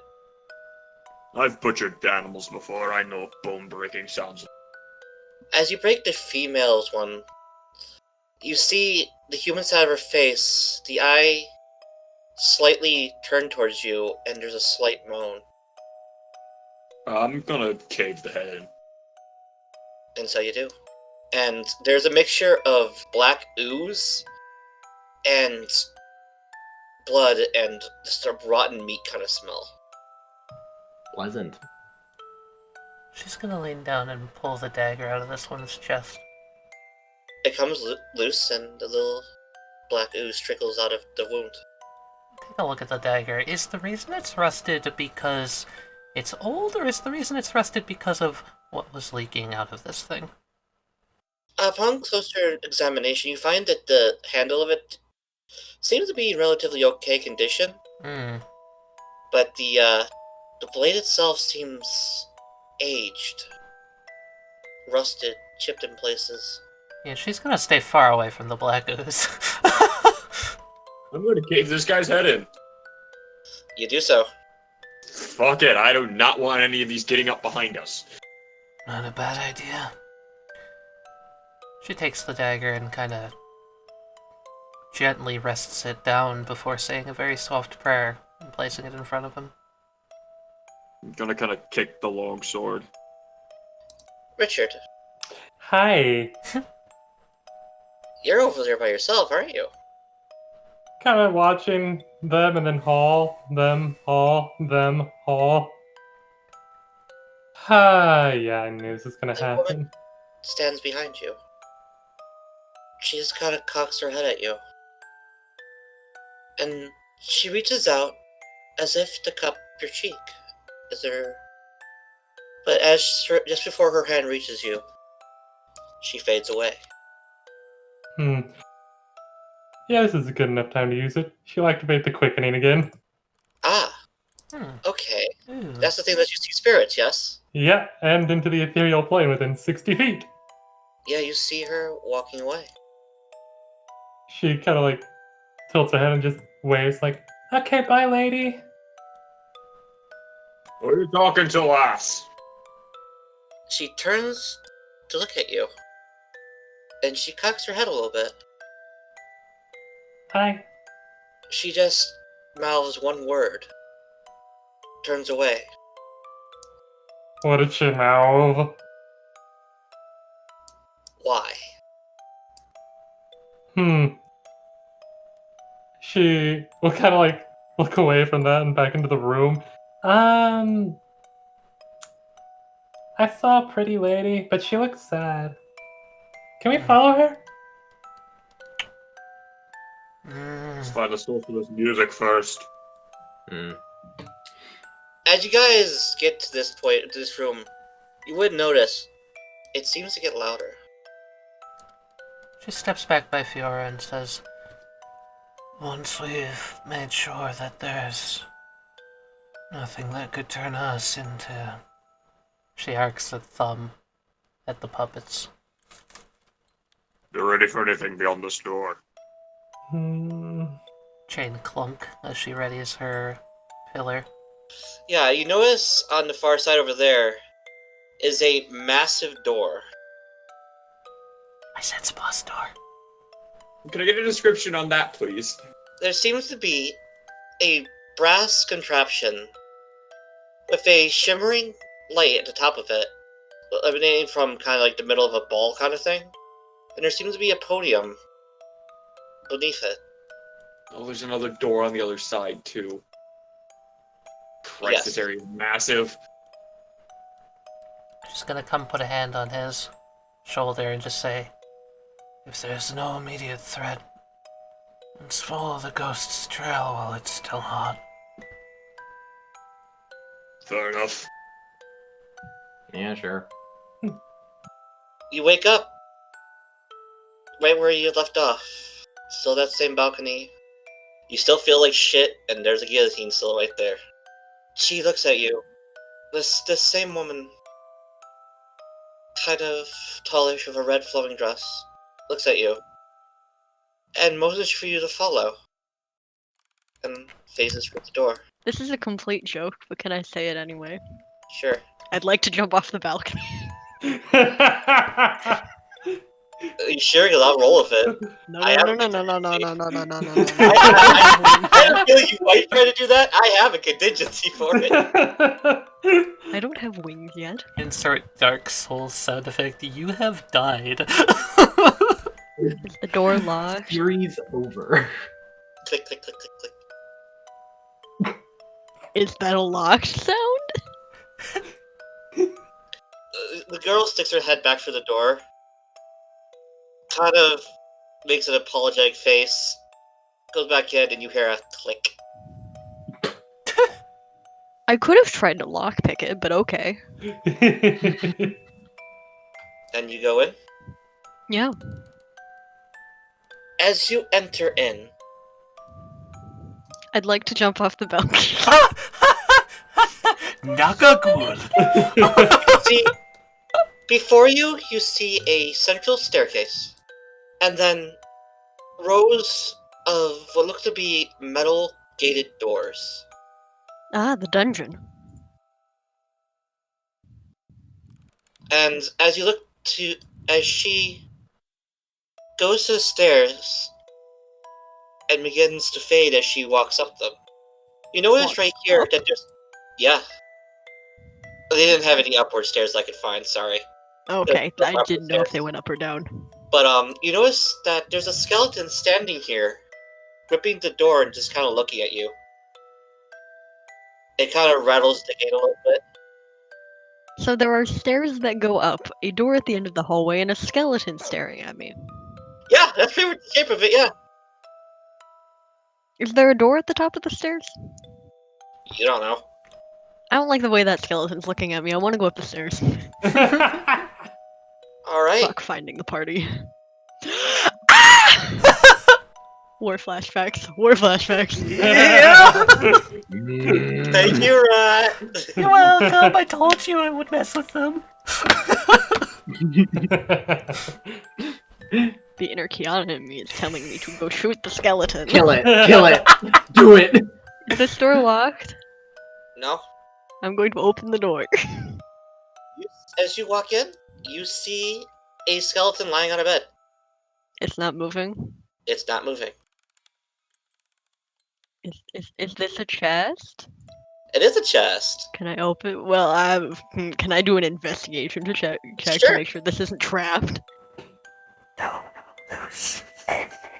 Investigation. Tally. Sorry. As you look at it, Rat. The chain is secured to the floor. Good. It seems to be a normal chest. I would like to open the chest. As a smell arises from the chest, you find a few blankets, a few odds and ends, but you do find a small little bag. What's in the bag? Well, do you shake it open? Yeah? 4 little gemstones roll out of it. You look further and further through it, and you come across a weird mask. Oh boy. You guess this is where the smell's emanating from. Don't touch my face! You turn around to find the skeleton is propped up against a wall and just kind of slumped against the floor. Can I cast Frostbite on the skeleton? Yeah, you do. Don't even roll it. It's Can a frosty little skeleton now. Can we hear the "Don't touch my face" in the Nazgul voice? Hold on. Don't touch my face. I'm gonna put the mash down. Is there anything in the desk? Yeah, you find a small brass key. Hey guys! Washroom key! It's the key to the boss door. No, it's only the boss room key if it's got a little, like, horns and, like, ruby Mhm, eyes, mhm. like in the Zelda stuff. Touch my key. Too late, fucker. Yeet. This is the plot twist. This is all inside the tennis racket. That's Is the this plot. door locked? Yes. Do I have? Okay, this is a question because I didn't ask this earlier. Do I have thieves' tools, or do I just have a proficiency in them? You would have... A lot of your equipment seems to be missing, but you do have one tiny little lockpick. Okay, can I try to lick the lockpick?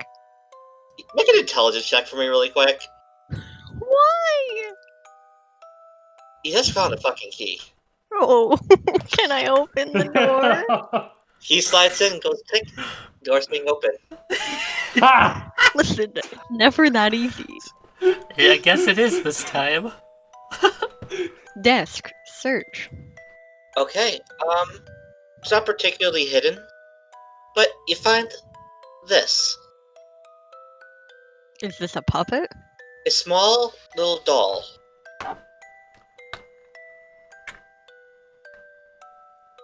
And there's actually a little tag tied to its ankle. What does it say? Cecilia. Huh. We found the girl. I got her box. She just wants her box back. I'm just gonna put Cecilia in my inventory. A few scraps of paper, some inkwells, some quills, writing utensils, stuff like that. You find a small leather-bound book. It appears to be some kind of notebook, but it is written in partial common, but a lot of it is smudged and hard to read. But from what you can read, along with the other books that are on this desk, anatomy and such, it seems someone was experimenting with transplanting souls into puppets, Wow, this is Solomon. along with trying to access another dimension. Cool. I don't have a reason to take that. So I'm not going to take it. There is also mention of a figure that seems to appear around the castle. that this was once a keep in a faraway land. One you only heard on the brinks of imagination from when you were a child, the few memories that you still have. Something about the Red Rose. And it tells of a figure shrouded in shadow with wings as black as night, creeping through his memories and haunting his dreams. Which, when finally captured, told of someone called the Shade Walker. And then the rest of the book is just splattered with blood. I'd like to tear out the important pages and leave the rest of the book. Okay, you do so. Can I just say I'm going back down the stairs? Yeah, you most certainly do. Hop back down the stairs. Back down the stairs. And the skeleton walks up to the door, looks at you, turns around, and lays back down on its bed.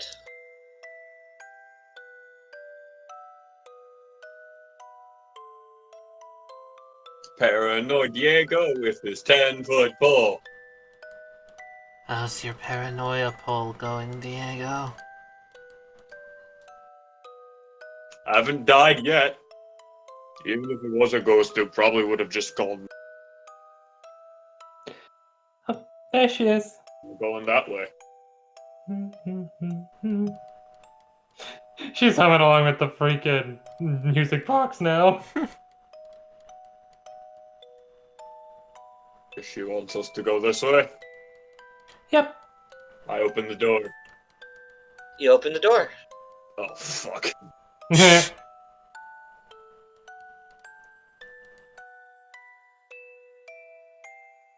And it seems to be like a kind of brazier with a flame burning in the middle of it. I'm gonna walk in. Okay. Nothing yet. Nope. Gonna regret this. I'm gonna take another step forward. Alright.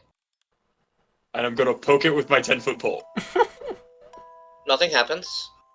I'm gonna poke the ground in front of me with my 10-foot pole. Nothing happens. I'm gonna risk it and say it's safe. Diego, please make a dexterity saving throw. As all around the platform, flames leap into existence. I'm gonna risk it It's and a say boy! safe.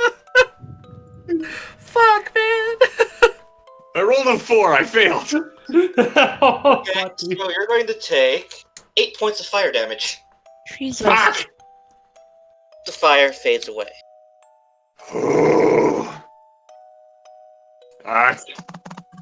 Burn. Taps Lewis on the shoulder like, let me past. She'll gently pat, like, probably a small stray flame that's on Diego's, like, shoulders, and just like, got a boo-boo. She walks past and is just like, I'm fire resistant. Let me go first. Yeah, might have been a smarter idea. She looks up and down. What do we got in this split pathway? You see another door there. Diego, she kind of looks at you, shakes her head, and walks down this way. Serial bitch. Turns back around, Actually, like, slowly just leaving. Check the brazier to see if... Try and figure out what triggered it. From what you can tell, from the little bit of runes that you know, that it was designed so that if anyone were to step in front of either any of its faces, it would explode. Check for runes, she says, pointing at Diego. The fuck are those? She angles the brazier and points it at him, and then points angrily at the runes. I don't know, Jack. Back in the house. I don't know jack shit about magic. She puts the brazier back down. Just be careful. I don't like this room. Magic girls seem to have wanted us to get stealth. I saw her get, kind of looks up this way. She knows she saw her go this way at first, then looks south and just like, meanie. She's playing hide and seek now. I thought we were playing tag. Do you want me to go first, monster? Yeah, probably safe. Okay. Diego. She'll gently walk past and observe this room, and I'm gonna look for runes. Hey, in the middle of that room, there seems to be a dais in the middle. But in common, the entire alphabet and tiles at the base of it, and in the middle, a line of text. It's written small, you'd have to get closer to see. Any pressure plates on the floor, things around the room, Oh. evil gargoyles, etc. Well, there's gargoyles, but that's about it. Uh-huh, yeah, sure, definitely. She's gonna come over to the gargoyle and, like, pull on its horn. It's made of stone. Okay. Smash it. Yeah, she's gonna uppercut the gargoyle's chin with her pillar. Yeah, you shattered the chin. Guy just falls off. And if there's nothing I can do, otherwise, I guess if seems safe, I'll just approach it, take a look. Alright. There is what looks to be a riddle written. Tucked within a bone of feather, I'll help your words outlast forever. But as you push us, as we stand, the more we move, the less I am. She's gonna ignore that for now and come over and check this door. It's unlocked. No door traps. Not you can tell. Alright, she'll push it open. They don't seem to have noticed you. For whatever reason. Before you move away, you do see something happen. Something claws its way out of the pit. Ah! What? Yeah. Why? It walks over, Why? grabs one of these things, and drags it in. She shuts the door.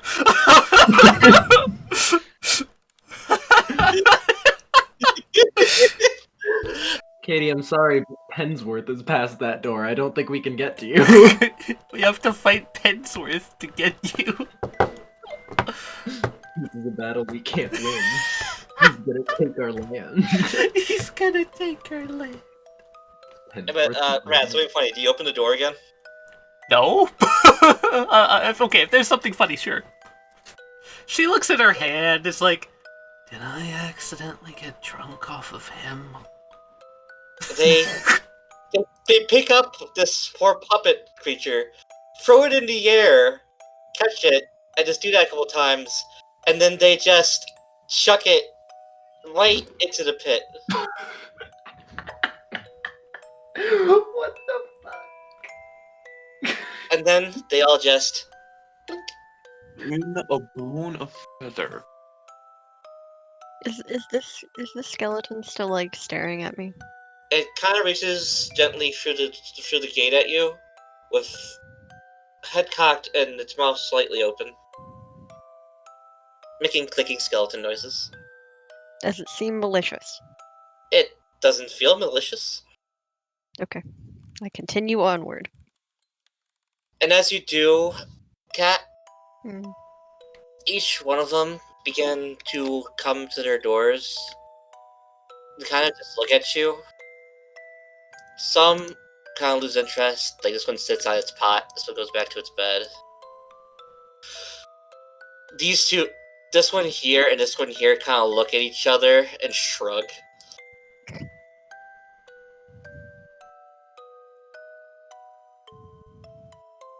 Can I open the door? You can. What is beyond the door? Ooh. As you do, guys, you hear a loud shriek, similar to what you heard, those puppet things you heard earlier, through this door. Cat, Roll initiative. Hell yeah, I get to do something. Solo Actually, fight. Solo fight. Solo fight. Solo fight. Solo fight. Look up at Gwyn, like, finally realize her face is pale. But there are a lot of puppets through there. She shakes her head. She like blocks the door. Can you? I really wanted you to say worse. Move over here. And then I'm gonna cast Infestation. Make a con save. Cool. It takes 6 poison damage, and then I have to roll a d4, and it moves in that direction. And it goes north, so up. As your insects from infestation swarm around it, it kind of looks down, looks at you, cocks its head. It looks down at the bugs in disgust. It kind of walks around this way and looks at you. It just kind of shivers as its movements are still very jerky, and it just seems to get ready as it hunches down. Cool. Yeah, we're gonna cast Frostbite on it. Alright. Con save. Yeah, it doesn't do anything. It's going to sprint at you.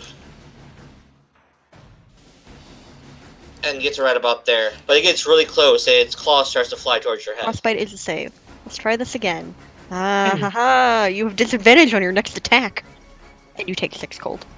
It's going to slash right at your face. Disadvantage, fucker.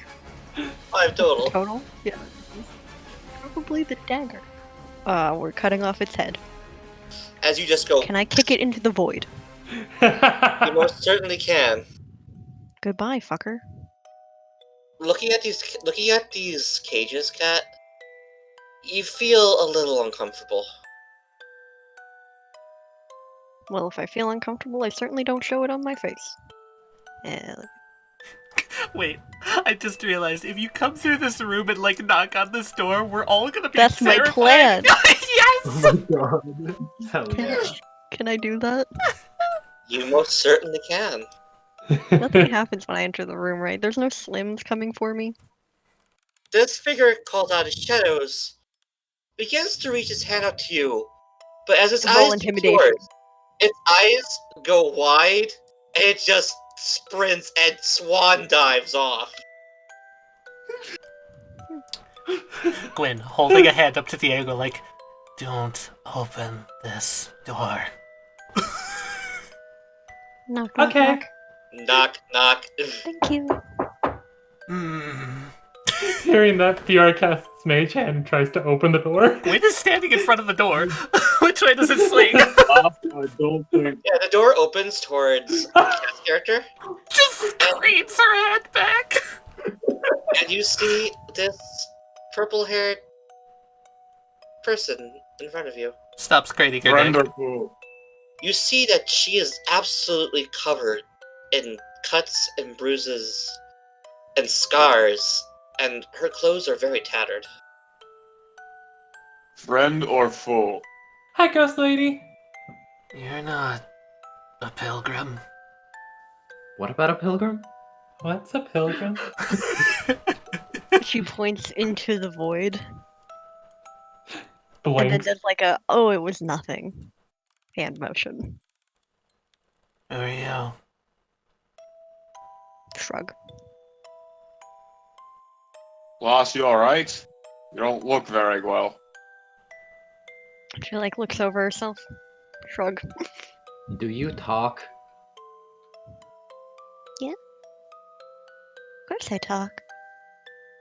Oh, okay, cool. Just making sure. What are you doing down here?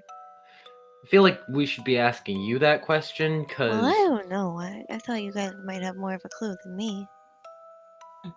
Fiora points at her, her right eye that is covered by the fucking eye patch and just goes, "Think it told me to." Okay, something very, very strange about this figure before you. As she talks, you know how you normally see someone's teeth or their tongue move while they talk? yeah. That's absent. All you see is black void. Why don't I have teeth? I want my teeth! Give me my teeth! As and Fiora, as you look at this figure, as you're able to see spirits, you can see the outlines of people's souls, their aura around them.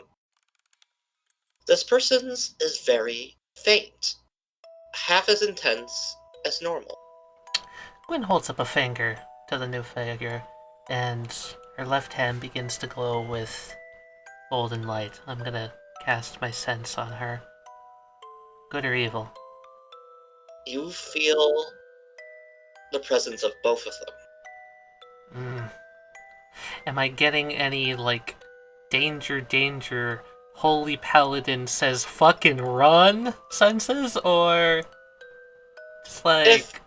If you have a deity or anything that follows you, they'd be saying in your mind, what the fuck? What I'm wearing. What the fuck?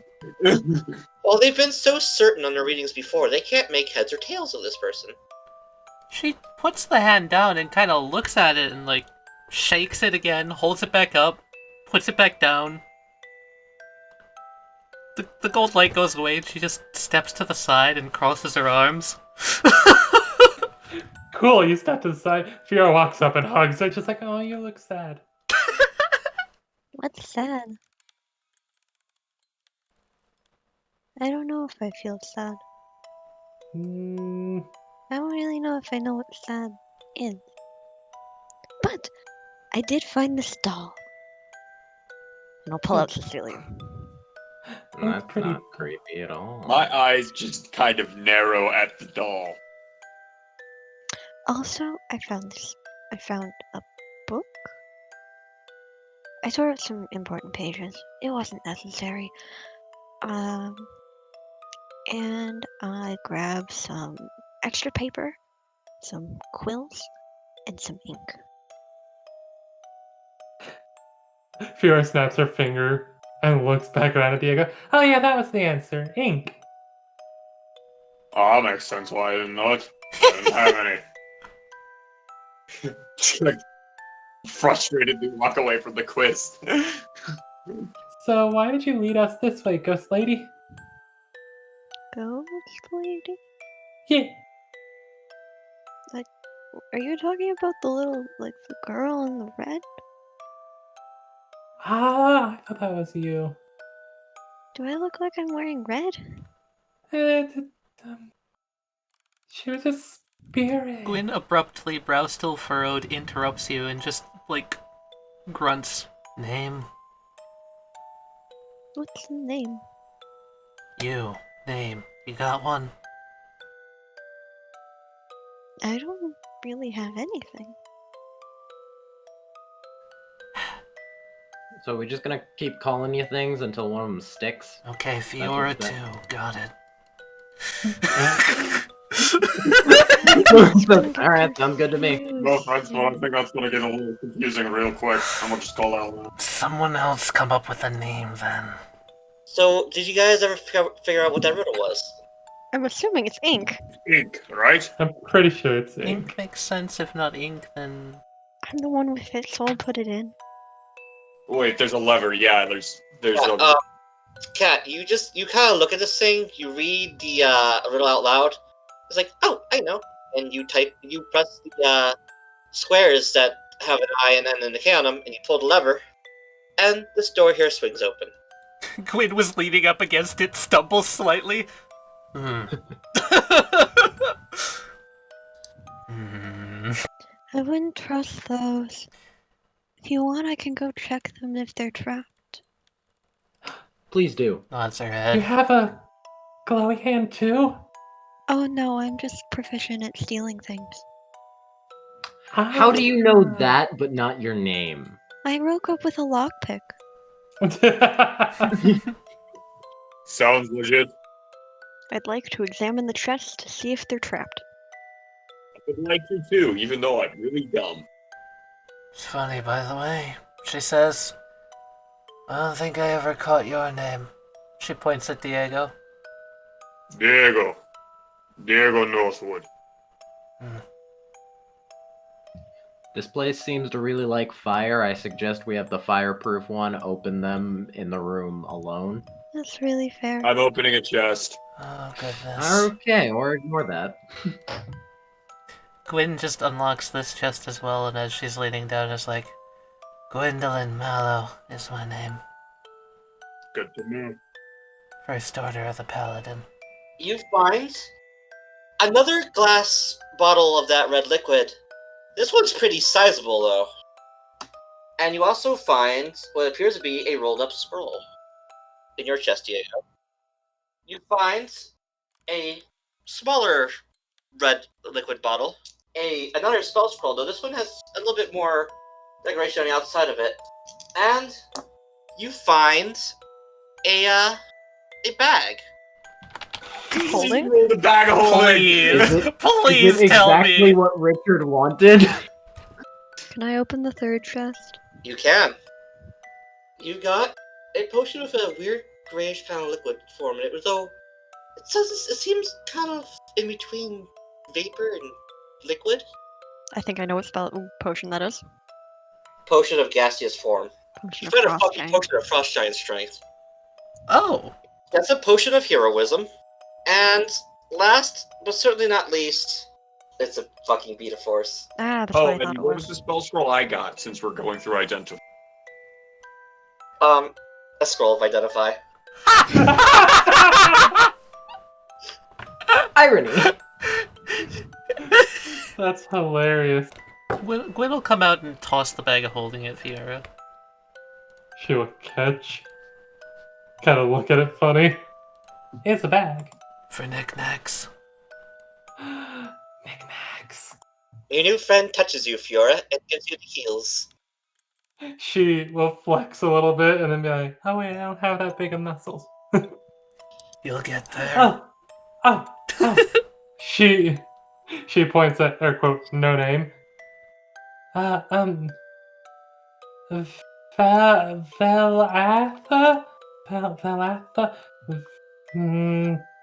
Velatha.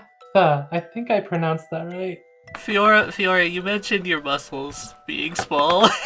Gwyn points to the gargoyle statue and it's just like, just pick that up, carry it around, and get stronger. Oh no. She legitimately pondered it for a moment. She legitimately said it as if normal people could do that. Where to now? Dangles a finger up. Down back that way, there's a bunch of skeletons. Oh Which no. didn't want me to touch their face, which I found in a chest. So are we sure that we want to stay friendly with the motions? Gwyn points to her own face. I don't see a problem. You didn't say that you found a face in a chest. Oh, I just went up. Wait, no, she did go up the stairs, didn't she? She did lead me to the face. Where the hell are we going, guys? Otherwise, I'm gonna open the store. I mean, we could go see the nice villager men. Well, if the soul girl says that she's fine, then she's probably fine. Yeah. She's both good and evil. That is... Well, honestly, that kind of applies to everyone, so yeah. Gwyn gets a toothy grin. I like the evil part. That's not concerning at all. Ooh. Let's open the door up there. I'm getting too old for this. First one of the scene, first one of the campaign. I love it. I love this party. And in this room, you see There's appear to be a dog curled up on a bearskin rug with a little fireplace. Puppy. It's a two-headed dog. I would like to roll animal handling. And two more of those puppets sitting in chairs facing the fire. Their hands are held out towards each other, and they both seem to have a gold ring on them. I would like to roll animal handling. Go roll animal handling. Have fun. Well, seeing as you're in a different room completely, behind a wall, no, they can't even see you. You do your best impression, like a mime, beckoning to a dog. You do it perfectly. If there was an actual dog there, it would have been fine. Diego fondles the door. Fortunately, you fondled the door and it looks the word weird. fondle. What's I wrong said with I it, just cat? saw a dog walk I look at Gwen. I look at Diego. Is it spreading? Fiora shrugs, confused. I think he made a friend. Yes. Are we going to go to the Good door? tastes. Where are we going? Shrug. Points. Door. I don't Well, want to then kill why the don't we go dog. through? I don't want to kill the dog. Pushes the old man. Fuck it. Oh, look at you. Look at each other. Look at you. Then they get up. Diego. The dog locks eyes with you. Oh fuck, it's a hellhound, isn't it? It's going to charge at you. Please roll initiative. Dog fight. Dog fight. These two puppets look mostly human. Like, there's discoloration to their skin, and parts of them have started to harden. But they don't look too discernible from being alive. Although, it seems that whatever this is slowly creeping across their body. I'm gonna move through my allies. Or what I think are my allies. Fuck this guy, make a con save. You have disadvantage on your next save, your next attack.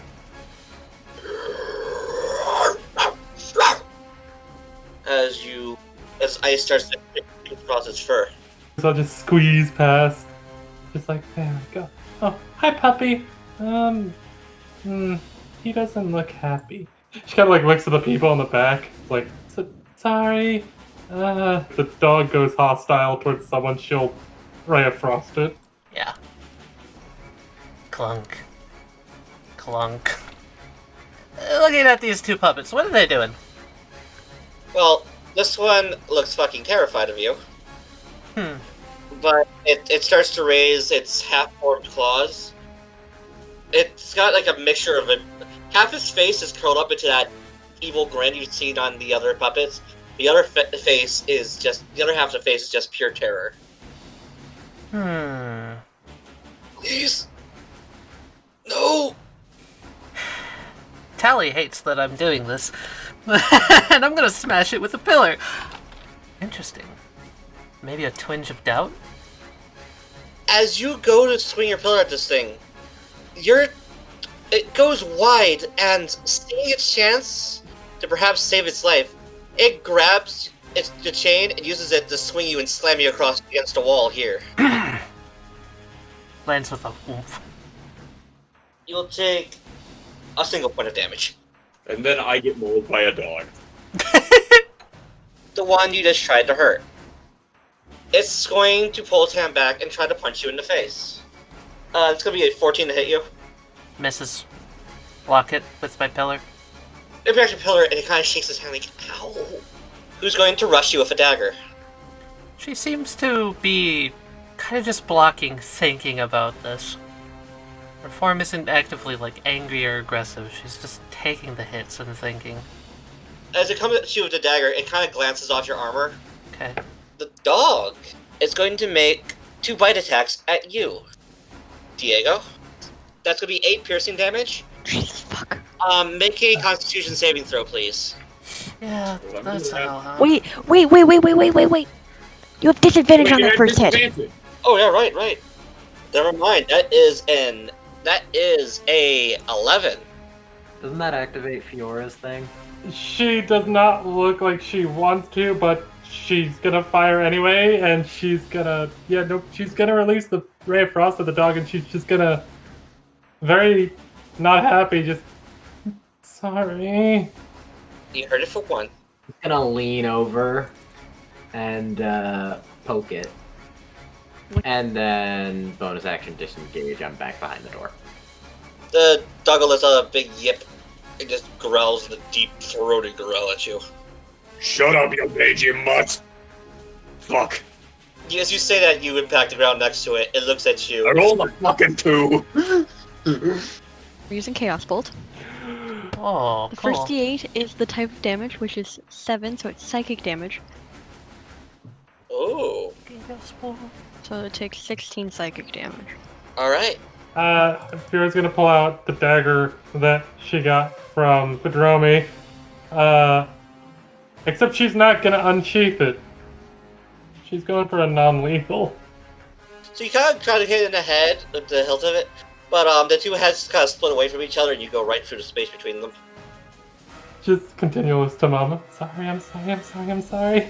Meanwhile, Gwyn just holding her pillar there and bracing herself against the onslaught of slices from these two. Okay, Adam, would you allow me to dodge action to just continue to try and block this? And bonus action to make a perception to try and discern what they were doing before we got in here? Yeah, sure. Okay. I mean, it was pretty fucking obvious. They were just sitting in the chairs watching the fire with their dog. Yeah, she's just gonna furrow her brow and keep blocking the attacks. Well, that's going to be an 8 to hit you, which I know doesn't. And the other one's going to swing their dagger at you. And oh, you're so fucking lucky. The first roll was a natural 20, but the disadvantage made it a 13. Good thing I did that. The dagger, as you get a close look at the dagger, it's very rusted. It doesn't even seem to have an edge. As a shot that would normally would have pierced you, this kind of stops, caught in your armor. And you, in their faces, you just see a look of desperation. And it's the dog's turn, who is looking over at the person who just swung a dagger at them, is going to try to bite you, Fiora. Oh, wow, a 13 misses? Hey, look, I finally get to activate this. I go over, I poke the dog again. And, because of my lovely ability, Oh. so its AC is 1 less of what it should be for me. Nice. Yeah, you hit it. And the next turn, it'll be minus. As you catch it in the chest with your umbrella, and it just seems to back up with a loud yelp, and it just kind of gets low to the ground, panting very heavily. It is looking rough, like a strong breeze could probably knock it over. I'm tempted to just say I roll intimidation to get it to back down, but at the same time, I know if I say I do anything but attack, I will roll less than a 5. It whimpers and just kind of lays down and just kind of looks at you. Can I look at the book? You want to look at the book in the middle of combat? Yep. Okay. I'm looking at the book in the middle of combat. Yeah. Some things which you already knew from before. The land of the Red Rose. Place, maybe, according to the map that's in front of it, might have once been a place where a gate had opened before. As the same events the same story that has been passed around since you were a little baby, from the little bits of memory you still have, basically the same events happened here, except no one ventured in. And as the shadows expanded, the keep disappeared. Can I tear out the important pages from the book? And what you can tell, this is a research log, and there's another excerpt. We ventured too far. It woke up, got us, my wife and I. It makes no sense, we should be dead. But we woke up, and since then we've begun to change, as if this place itself is twisting us. Sven grew a second head. There's nowhere to run. There's no way out. As you touch the book, there's a flash of memory. A dusty alley. Your cheek, you feel a sharp pain on your left cheek.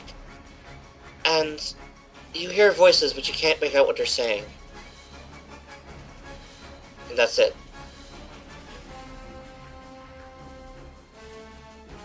Fiora, what are you doing now? So, just got a quick bonus action, quickening. Wait to say it like that. And that's the thing that you see spirit and such, right? Yeah. You look at all three of these figures, and Gwyn, for that matter, though Gwyn's is a little different. For the two puppet figures and the dog, it's a mixture of what you expect to be a normal soul to look like, with tendrils of shadow wrapping their way around their bodies. Oh, great. Corruption. Gwyn's soul appears to be half normal and half darkened, not quite to the same extent as these two. There's none of the tendrils at all, and it seems to center on a swirling pattern in the middle of her chest. She's going to look towards the two puppets in the back and just kind of like hands to her side. She's like, I don't want to fight. I can help your souls. Maybe. At that moment, you sense another presence. No. As the floor Oh no. right here gives away. This soul is massive and just writhing with shadowy energy. As that same face appears here, the bit of soul from all three, the dog and the two puppets, swirls towards the face. And you watch as it basically, this is a loud slurping noise. While it's trying to do that, may I use my action to launch a ray of frost at its face? Stop it, stop it, stop it, stop it. The dog is absorbed. The two half-humans are absorbed. And the face disappears. And for rubble, the ground here gives way. Drops the pillar, gives it a look. Oh, good. And the chair falls in. Is the floor crumbling beneath my feet? No. Oh, The floor seems to be holding where you are. okay. She just stumbles back very slightly. Pulls the pillar up as it falls into the pit. As also knows, for a very short time, the volume, it fades and gets quieter. She looks at Fiora. There are tears going down her face. At least the one eye. Comes over to Fiora, and it's almost as if she wants to console you, but she doesn't show it at all. But she's there still. Velatha, for some reason you feel the urge to look at the book again. I will look in the book again. You flip open to a passage called The Foolish King. It tells a tale of a ruler, possibly from the same area, that sought to bind soul to wood in order to control and create an army that would obey only him. And it tells of his slow descent into madness, where, in one incident, in a fit of blind rage, he tried to turn his own daughter into a puppet. Unfortunately, it failed and she died. And Does it give a name? then, it doesn't. Okay. And since then, he locked himself in his room, playing his daughter's music box over and over again, and weeping. And he did not move from that spot until he disappeared, and in his place was found a puddle of black ooze, which slowly faded over time as well. Another passage about weird, shadowy figures being seen all over the castle. Meanwhile, Diego and Lewis in the other room, just not dealing with the collapsing room. Yep. Yeah, Lewis says, so if they choose to stay in the falling room, what are we gonna do? Is it still collapsing? No, it seems to have settled. I'm gonna check the door. You look still okay in there? Oh, you checked the door. Okay, the door swings open. Oh god. That is a long hallway. I found a hot dog. What? She says that with a flat expression. In other words, a long room. nods. Sorry, that was my attempt at a joke.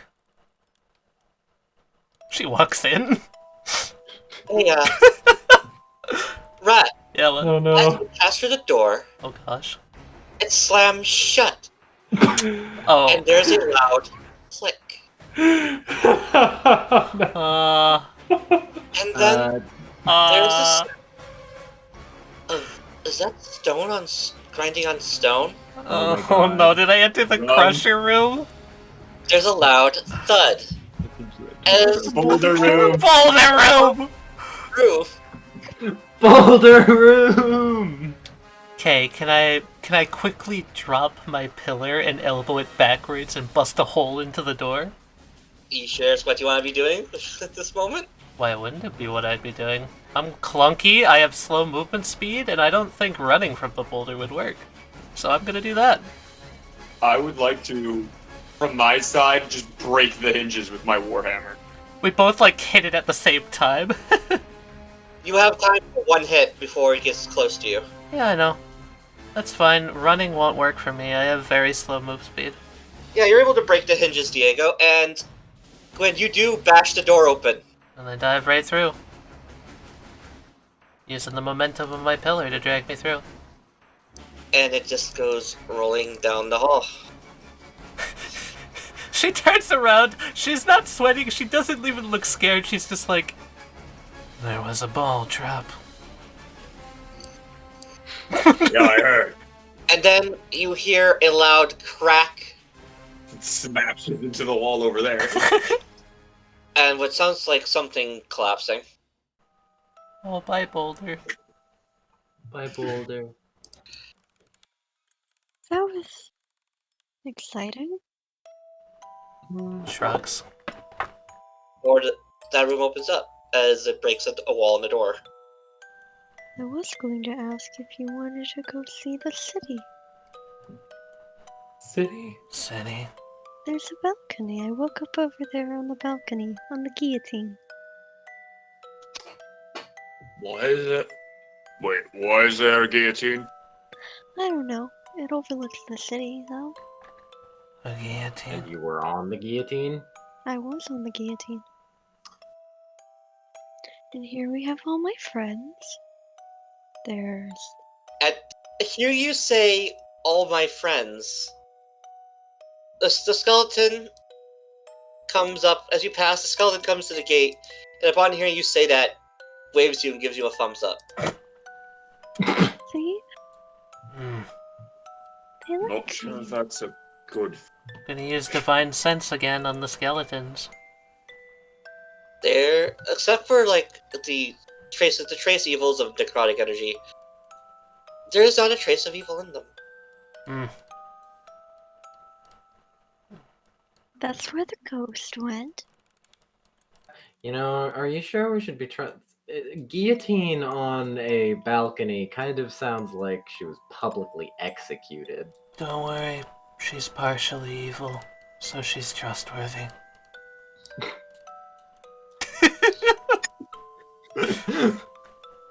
I'm just gonna kind of slightly look over my shoulder like, what about me? Yeah, no. Fiora's not going to the balcony. She's trying to figure out what's up with all these undead. This skeleton right here just kind of waves at you. Like, why can't you pass on? Do you need help? I can try and help, but I don't know if I'm The strong skeleton enough. looks at you and nods. Oh. How can I help? It puts its hand to its throat and makes the motion. She'll pull out her dagger and be like, will this work? It puts its head against the bars. Oh no, we're gonna come back. Guillotine the skeleton! Come back to that. We're gonna come back and Fiora's gonna have killed all the skeletons! Please, can we cut away from this and then I'll be just back. come back with them all destroyed? That would be so good! My friend! As you She'll pull out like all the paper she's got and like ink and quill and be like, if you want me to help you pass on, then leave a note for your friend, because I think she'll be really sad if I do this without any sort of... Oh, I So, almost feel like that's Here. worse. it's Here. so sad. here, here, here, here, and here. You're killing my only. We're not. You can kill the one up in the office. I don't care about him. As you guys gaze over the balcony, what you see before you is a sprawling city. Ruined buildings, some intact, some in shambles, and darkened streets go on for a very far distance. And flitting from shadow to shadow down within the streets is small dark figures darting around. Well, fuck. Yeah, I woke up here Mm. on the guillotine. Over, I was sitting right. Well, I was kind of laying. Right here. Was my head in the guillotine? Diego, you're looking at Velatha, right? Sure. As you're looking at Velatha next to the guillotine's blade starts to turn a bloody red, and something begins to trickle from Velatha's neck, but you shake your head and blink your eyes a couple times and it's gone. Can I roll a religion check to see if I recognize this type of a place from my history with the paladins?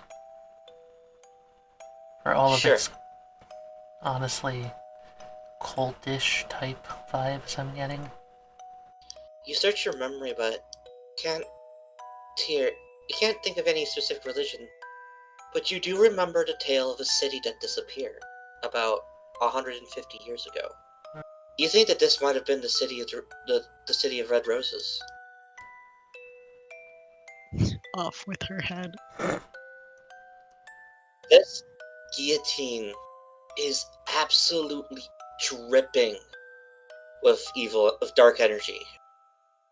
It is the purest form of evil you've seen in a long while. Well, is the guillotine, like, bolted to the ground or anything? Yes. Off to punch your boss. What are you doing in here? All my friends dead. Only the ones that wanted to pass on. She only helps those who want it. Which was all of them. And But she has, their names, last wishes, goodbyes, everything they wanted to say. general consensus is thanks for not instantly being hostile and somewhat being friendly. And another one's like, find a fucking Lee after 150 years in this damn cell. And there's probably a few of them that are opened that she probably hugged, that are lying in their beds. Because she made sure that they were where they wanted to be. Others probably just no, just fucking end it. Through a bar. Dagger through the skull. And this one in particular, this door opens up. The one that didn't pass on yet walks up to you, looks you in the eye, and actually gives you a salute. Huh. And then walks over to Fiora, who I assume quickly dispatches it. Unless stopped, she will nod to it, and hug it before dagger in the back of the head. That's going in the notes. Salute from a skeleton. Yeah. And then she'll make sure that she picks up, make sure the skeleton doesn't fall apart as quick, if at all, and carry it back to the bed. The skeletons that you took care of begin to fade to dust. Makes sense. They were old. And what was once a heavy, oppressive atmosphere in this room lightens, and the shadows in this room seem to recede. It's brighter. I don't like it. Lewis walks over to Gwen, opens the umbrella, and holds it in front of her eyes. Thanks. You're welcome. Rubs her one eye that's not obscured by an eye patch, and then taps the eye patch as if like, stop it. So beings can pass on. Mm-hmm. Can Gwyn and Lewis walk with Lewis holding the umbrella in front of her eyes the whole way? Yeah. Yeah. Fiora will like tug on We fast Vel, travel. hand her any of the notes that were meant for her and her only. These three statues have their hands outstretched in front of them and kind of cupped together, as if waiting to receive something. There's 3 of them, there's 3 balls. Are there 3? Oh God. I would hope it's not that. How their hands are angled, does it look like they're ready to receive swords or shield? I did Hands. find that broadsword. They are all held open in different matters, Hmm. as if it's 3 different items. Does one of them look like a sword? Designed for a long sword. Or a weapon of some kind. The one in the middle looks like it'd be holding a sword, point down, as there is a small slit in the ground. I am going to put the broadsword that we found up in the room up here in that one. It fits into place, and it sinks to the ground a little bit, and a mote of light floats from this statue over to this dais over here. Hmm. What other pieces of interest did we find? I found a doll. Tally found a box. I did find the box that said Cecilia on it. I guess she might have pulled that out and could be just messing around with it, because I know you had the doll.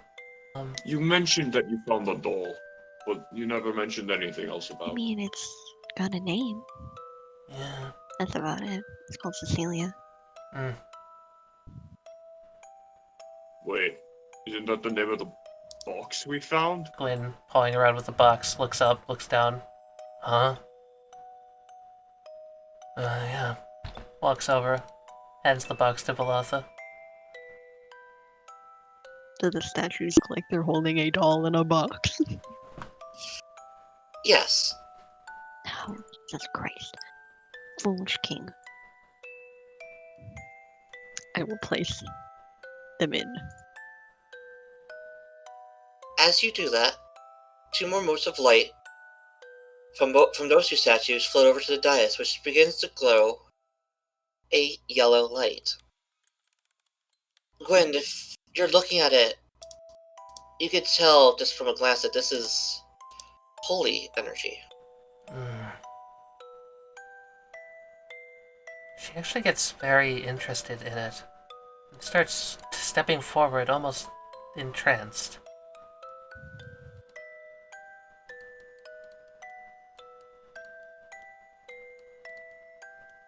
Staring into it. You begin to feel a little warm. It's not like a heat kind of warm, but kind of a pleasant, warm feeling. Feel the shadows inside of you struggle against away from the light. This is how that felt. I remember this. She holds out a hand to it. Just kind of gently places it on it. And as you do, a beam of pure light erupts from the dais and impacts the door. And runes upon the door begin to glow, and as the light fades and the dais turns to dust, a figure appears in front of the door. She looks at you all. Thank you. She walks over, and the runes on the door. Now as you get a better look, the runes seem to have been hovering in front of the door, all shatter, and the door begins to creak open, and she too fades. And the door opens. You're welcome. Gwyn walks back, just staring at her hand. Shall we? Goodbye, Cecilia.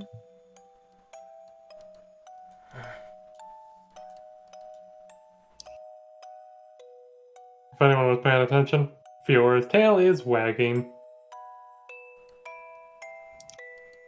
I'm guessing we're going to have to face the foolish king. Shakes her head. Probably. Well, then let's get into a position. Okay.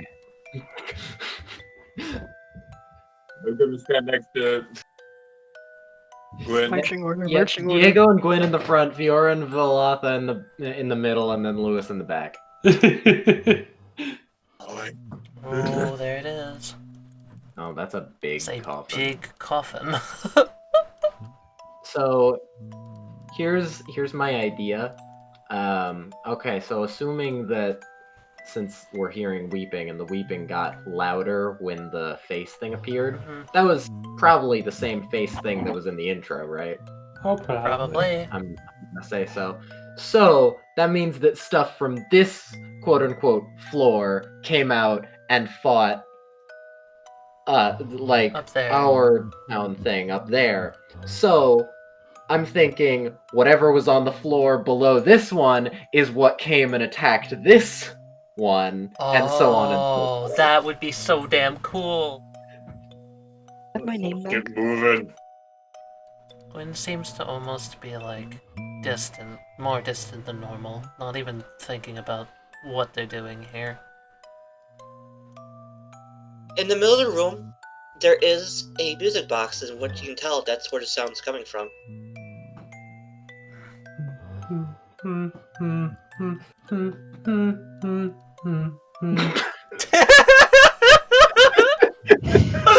Love that. Wait, sugar plum fairy. Look at adorable. Fairy just cautiously moving forward. You know what's fun about that? She can fucking play it on her little bone harp.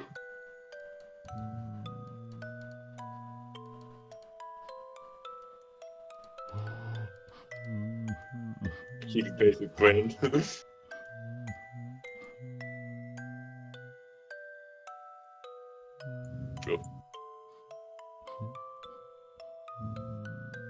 It's just sitting on a pedestal.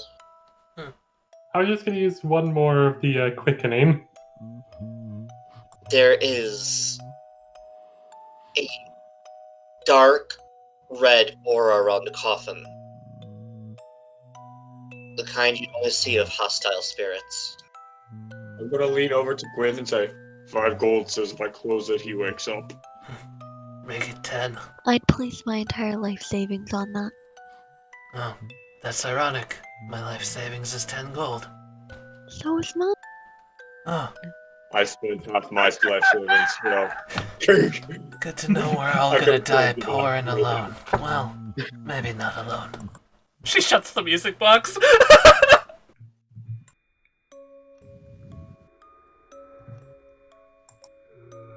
That's different breathing. Fuck. And as a shape arises out of the box, the shadows Oh, begin to form. Hmm. Fuck. As the light from your torches or whatever you may be carrying falls upon it, the shadows around it seem to recede.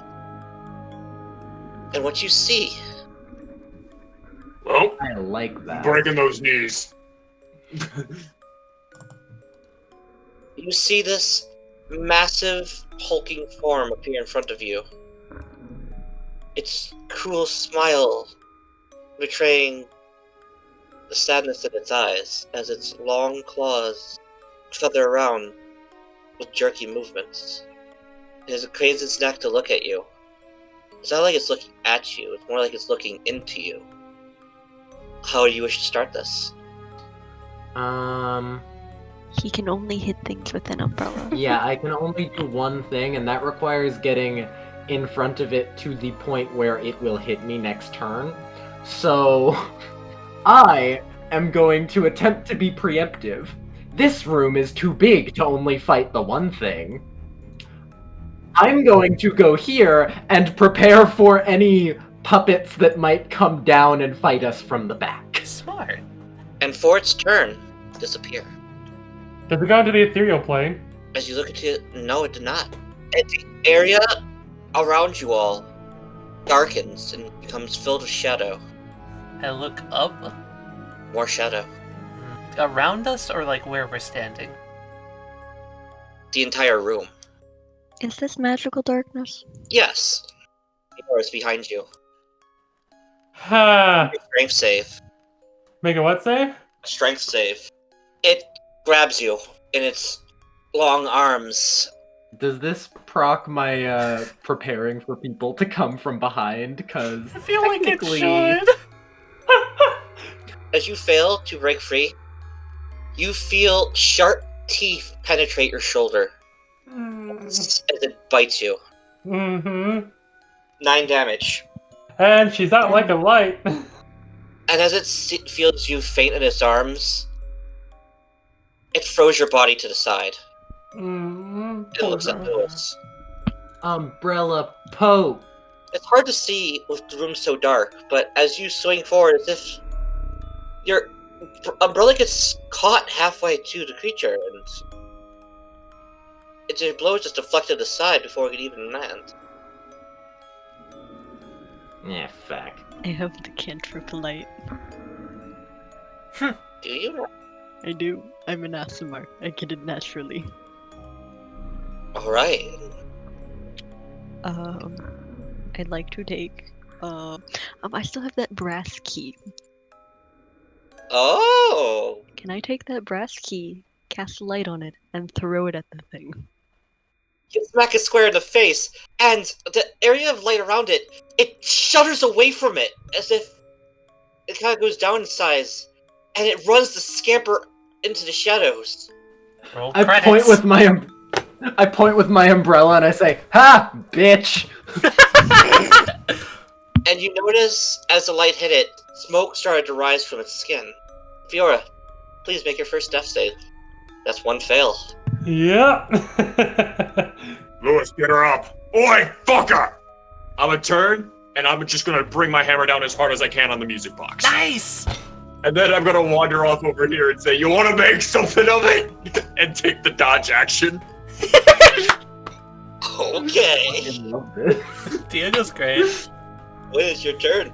Okay, she, still completely stunned by what happened in the other room, walks over and, using the small amount of warmth that she has in her heart, she drops, uncorks the small red vial she has.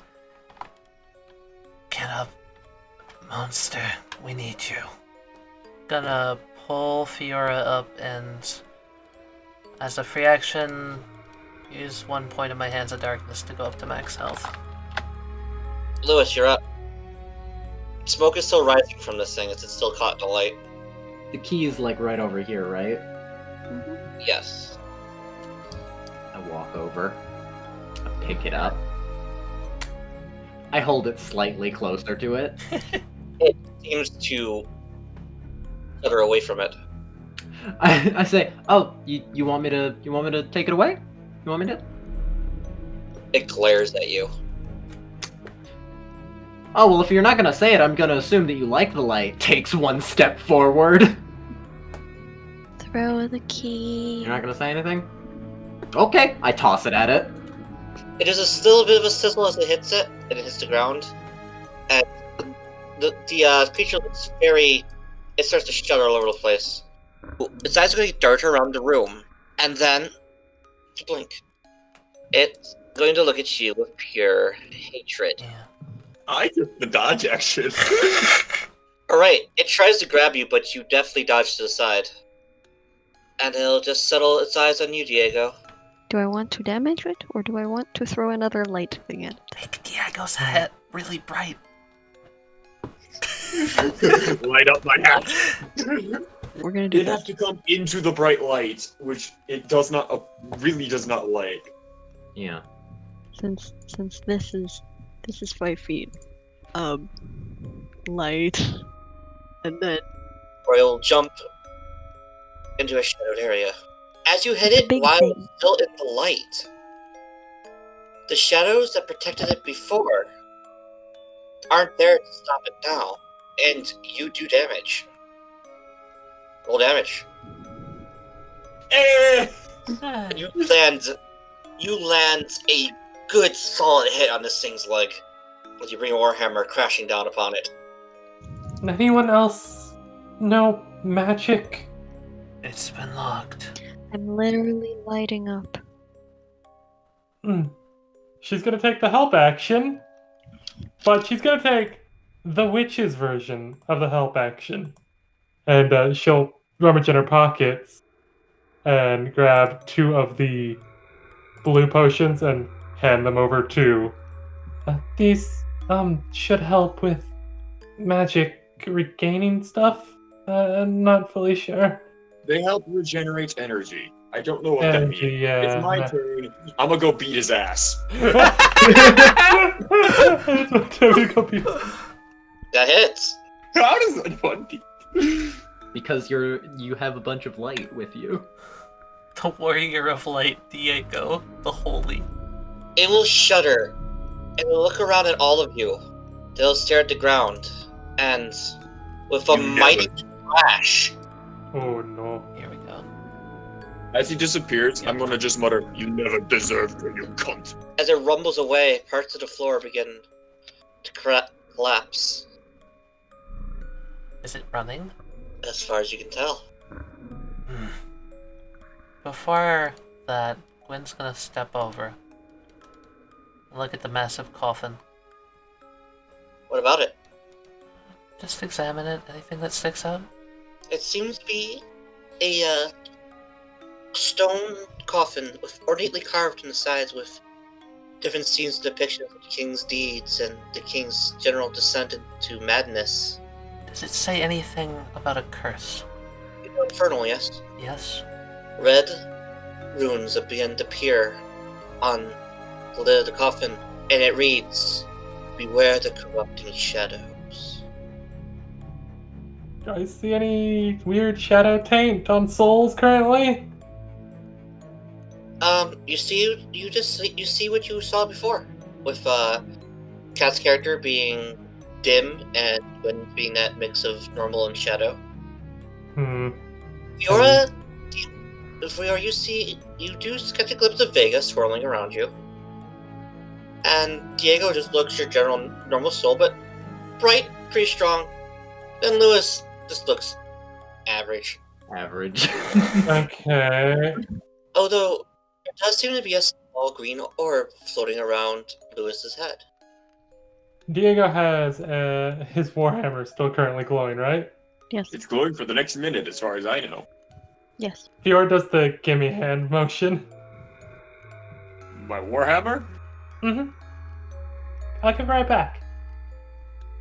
I cautiously hand it to her. Be careful, Loss. Heavy. Okay. She'll take the hammer and slam it into Lewis's shadow. You dent the ground. She'll hand the hammer back in his back. There's a bad thing around Lewis. What? Yeah, green orb, not good. Fiora would like point a finger and shoot a ray of frost at where the little green thing is, just like right there. Maybe that means the king's still hiding around here. Worthless lout. Although it does fade away after a short time after noticing that it's been spotted. Oh wait, it's gone now.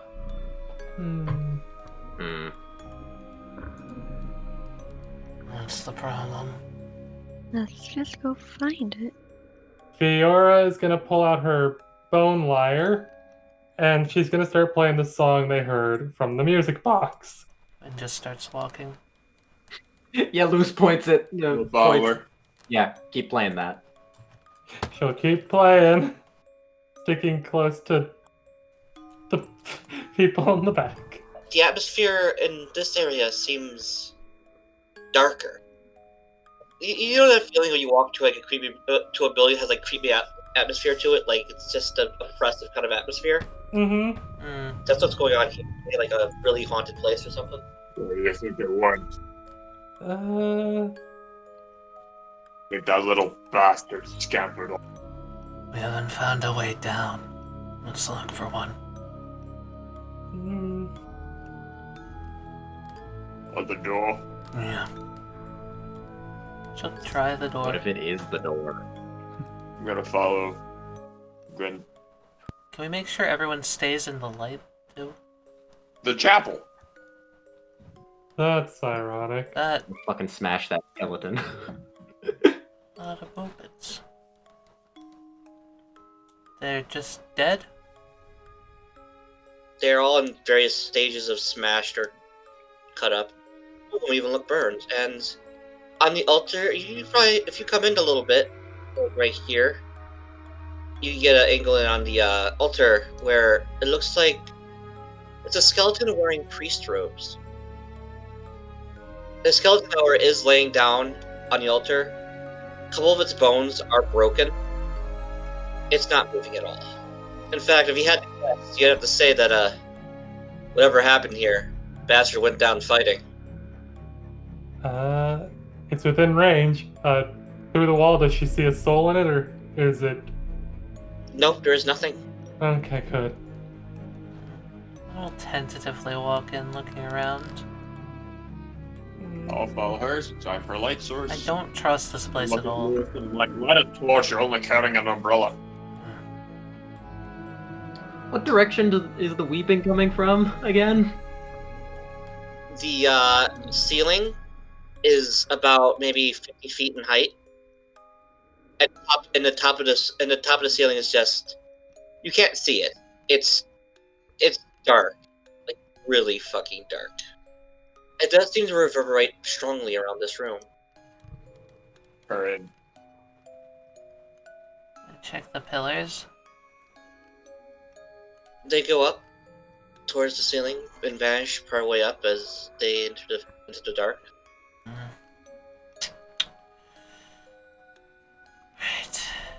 Yeah, she's gonna actually let Diego take the lead because he's got the light. I'm gonna go this way. Straight to the middle of the room. Slowly.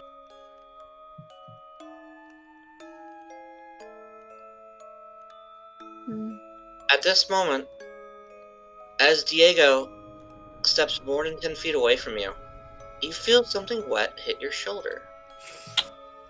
Do you look up? No. Do you want me to make a charisma check? I want you to make a strength save. You hear the sound of something hard hitting against the stone, the pillar in front of you. Grabs hold of you and begins to try to carry you up the pillar. You release your save spell. It strikes this creature right in the hand, and it actually lets you go and drops you. Lewis, didn't you light the torch? I don't have anything to light the torch with. Hands him a tinderbox. When it came, it had to come down the pillar in some way or shape or form. Was that in range for me to do an opportunity attack? Yeah, you kind of lash out on it, and you break your dagger on its hard exterior. Batch. It'll run away, and I can't reach it, and it's gonna escape into darkness next turn, I'm betting. Throw your torch. Oh, right. I do have that now. Walks over here.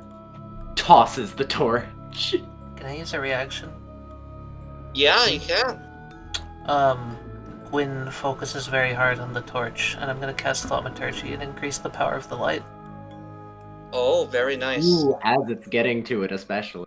Alright, Lewis, roll torch. Roll to the Dex. dex. Yeah. I'm gonna use my lucky feat. Alright. That time I can't do it. Double lucky! Okay, roll, it's an improvised weapon. You hit it square in the jaw. You injure it for 9 damage, and it'll use this reaction to hop into the shadows. Roll. And Credits. it will now use its lair action. It'll actually cause the floor to collapse here. Would you like to make a perception check? My perception is trash, but sure. My perception is trash. For reasons you don't know yet, you would have advantage on this. No, Jesus Christ, what am I? Right. Gwyn is going to prep an action for anything coming out of this hole in the floor. Oh. Okay. She's gonna, theoretically, if she gets a chance, chuck her pillar out in an arc and pull it back and choke it around the neck with her chain. I'm gonna go there and hold my action. Again, in case something comes out of there, but also because now I cover more area with my light, more of the group. She'll just keep playing the lyre to try to see if that don't help anymore. Peekaboo! Sounds of Hey, I chains can hit whipping. too! As it goes to try to grab you. I'm trying to grapple it. So, Yeah, strength. Yeah, strength. I'm just smacking the thing. well, if I successfully grapple it, never mind. Well, I was gonna say I'd give you advantage, but never mind. Double crit. It gets stunned by getting smacked upside the head. You fucking got him. So I grab it around the neck and pull its head down towards us? Yeah, you pull this. If you wish, you can pull this thing right out of the pit. Ah. Yeah, sure, I'll just whip it over my head and just slam it onto the ground. Alright. Slam it into the pews. As you flip this thing through the air and smash into the pews, there's a loud, sickening crack. Yes! May he rest in peace. I'm gonna keep choking it until I'm positive it's dead. I'm gonna Yeah, I'm you gonna hear it stab crack, it. crack. I'm gonna keep beating him too. I'm gonna break his knees. You gotta break his kneecaps? Alright. Did the soul kind of poof or... Actually, Fiora, you notice this most. Hmm. In fact, your vision goes white. How? You there? Hi. It seems that you have some ability with spirits. Mm-hmm. I wish I had that before the madness overtook me. At least you're all better now, right? Relatively speaking. Hi. Hey, you're all good now. See, you got the... Oh, is he your dad? Yeah. I'm glad that you two got together. Glad that they were able to help you. Sorry I couldn't play better. It's alright. You did well, and allow me to introduce myself. I am Vendrant. I used to be king of the City of Roses until the gate. In my own madness, you are the kind it feeds on most. Hmm? Do not let that thing anywhere near you or your companions. What thing? A mass of shadow, many eyes. They peer into your very soul. They chill you to the bone until you are not. Until you feel lifeless, colder than the grave, and your mind is twisted and shredded by that thing's maul as it seizes control and drives you to insanity. Return to my tomb. There you will find the way out. Good luck and leave this place, lest the shadows swallow you as they did I. I'll have to come back later, but... Was- Bye-bye, mister. Was this visible? Was there like a moment where Fiora just like whited out?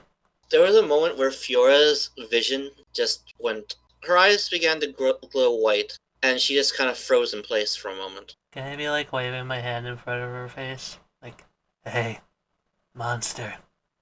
Hey, She just comes out of it and just like rubs her face and she's like, okay, bye, mister. What? Oh, I talked to the guy.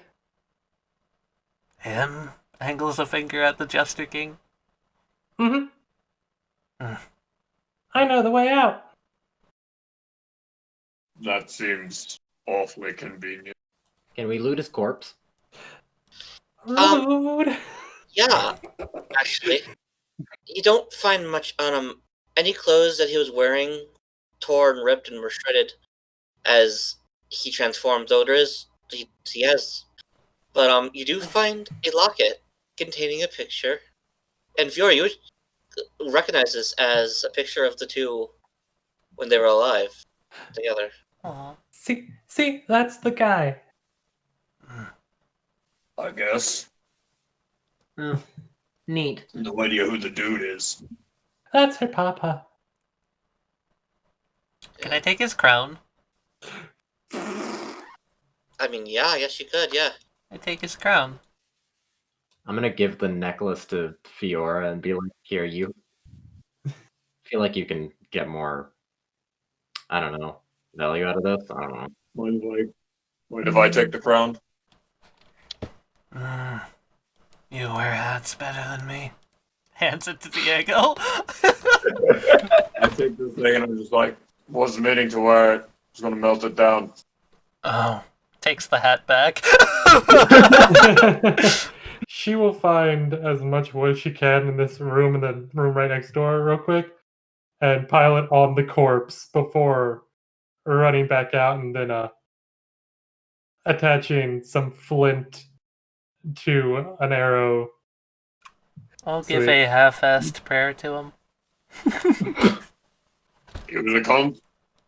Uh, It's all the words you get out of Diego for the second time.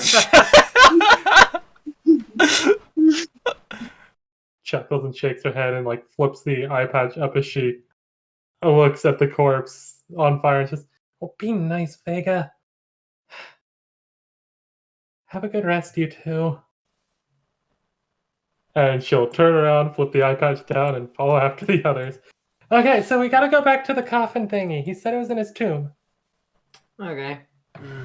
You know, Lewis puts a finger on his chin. Not the worst day of work I've had. Dare I ask? I don't hate you guys as much as I hate my last boss. Kind of leans into Velatha, just, Yet. What's a boss?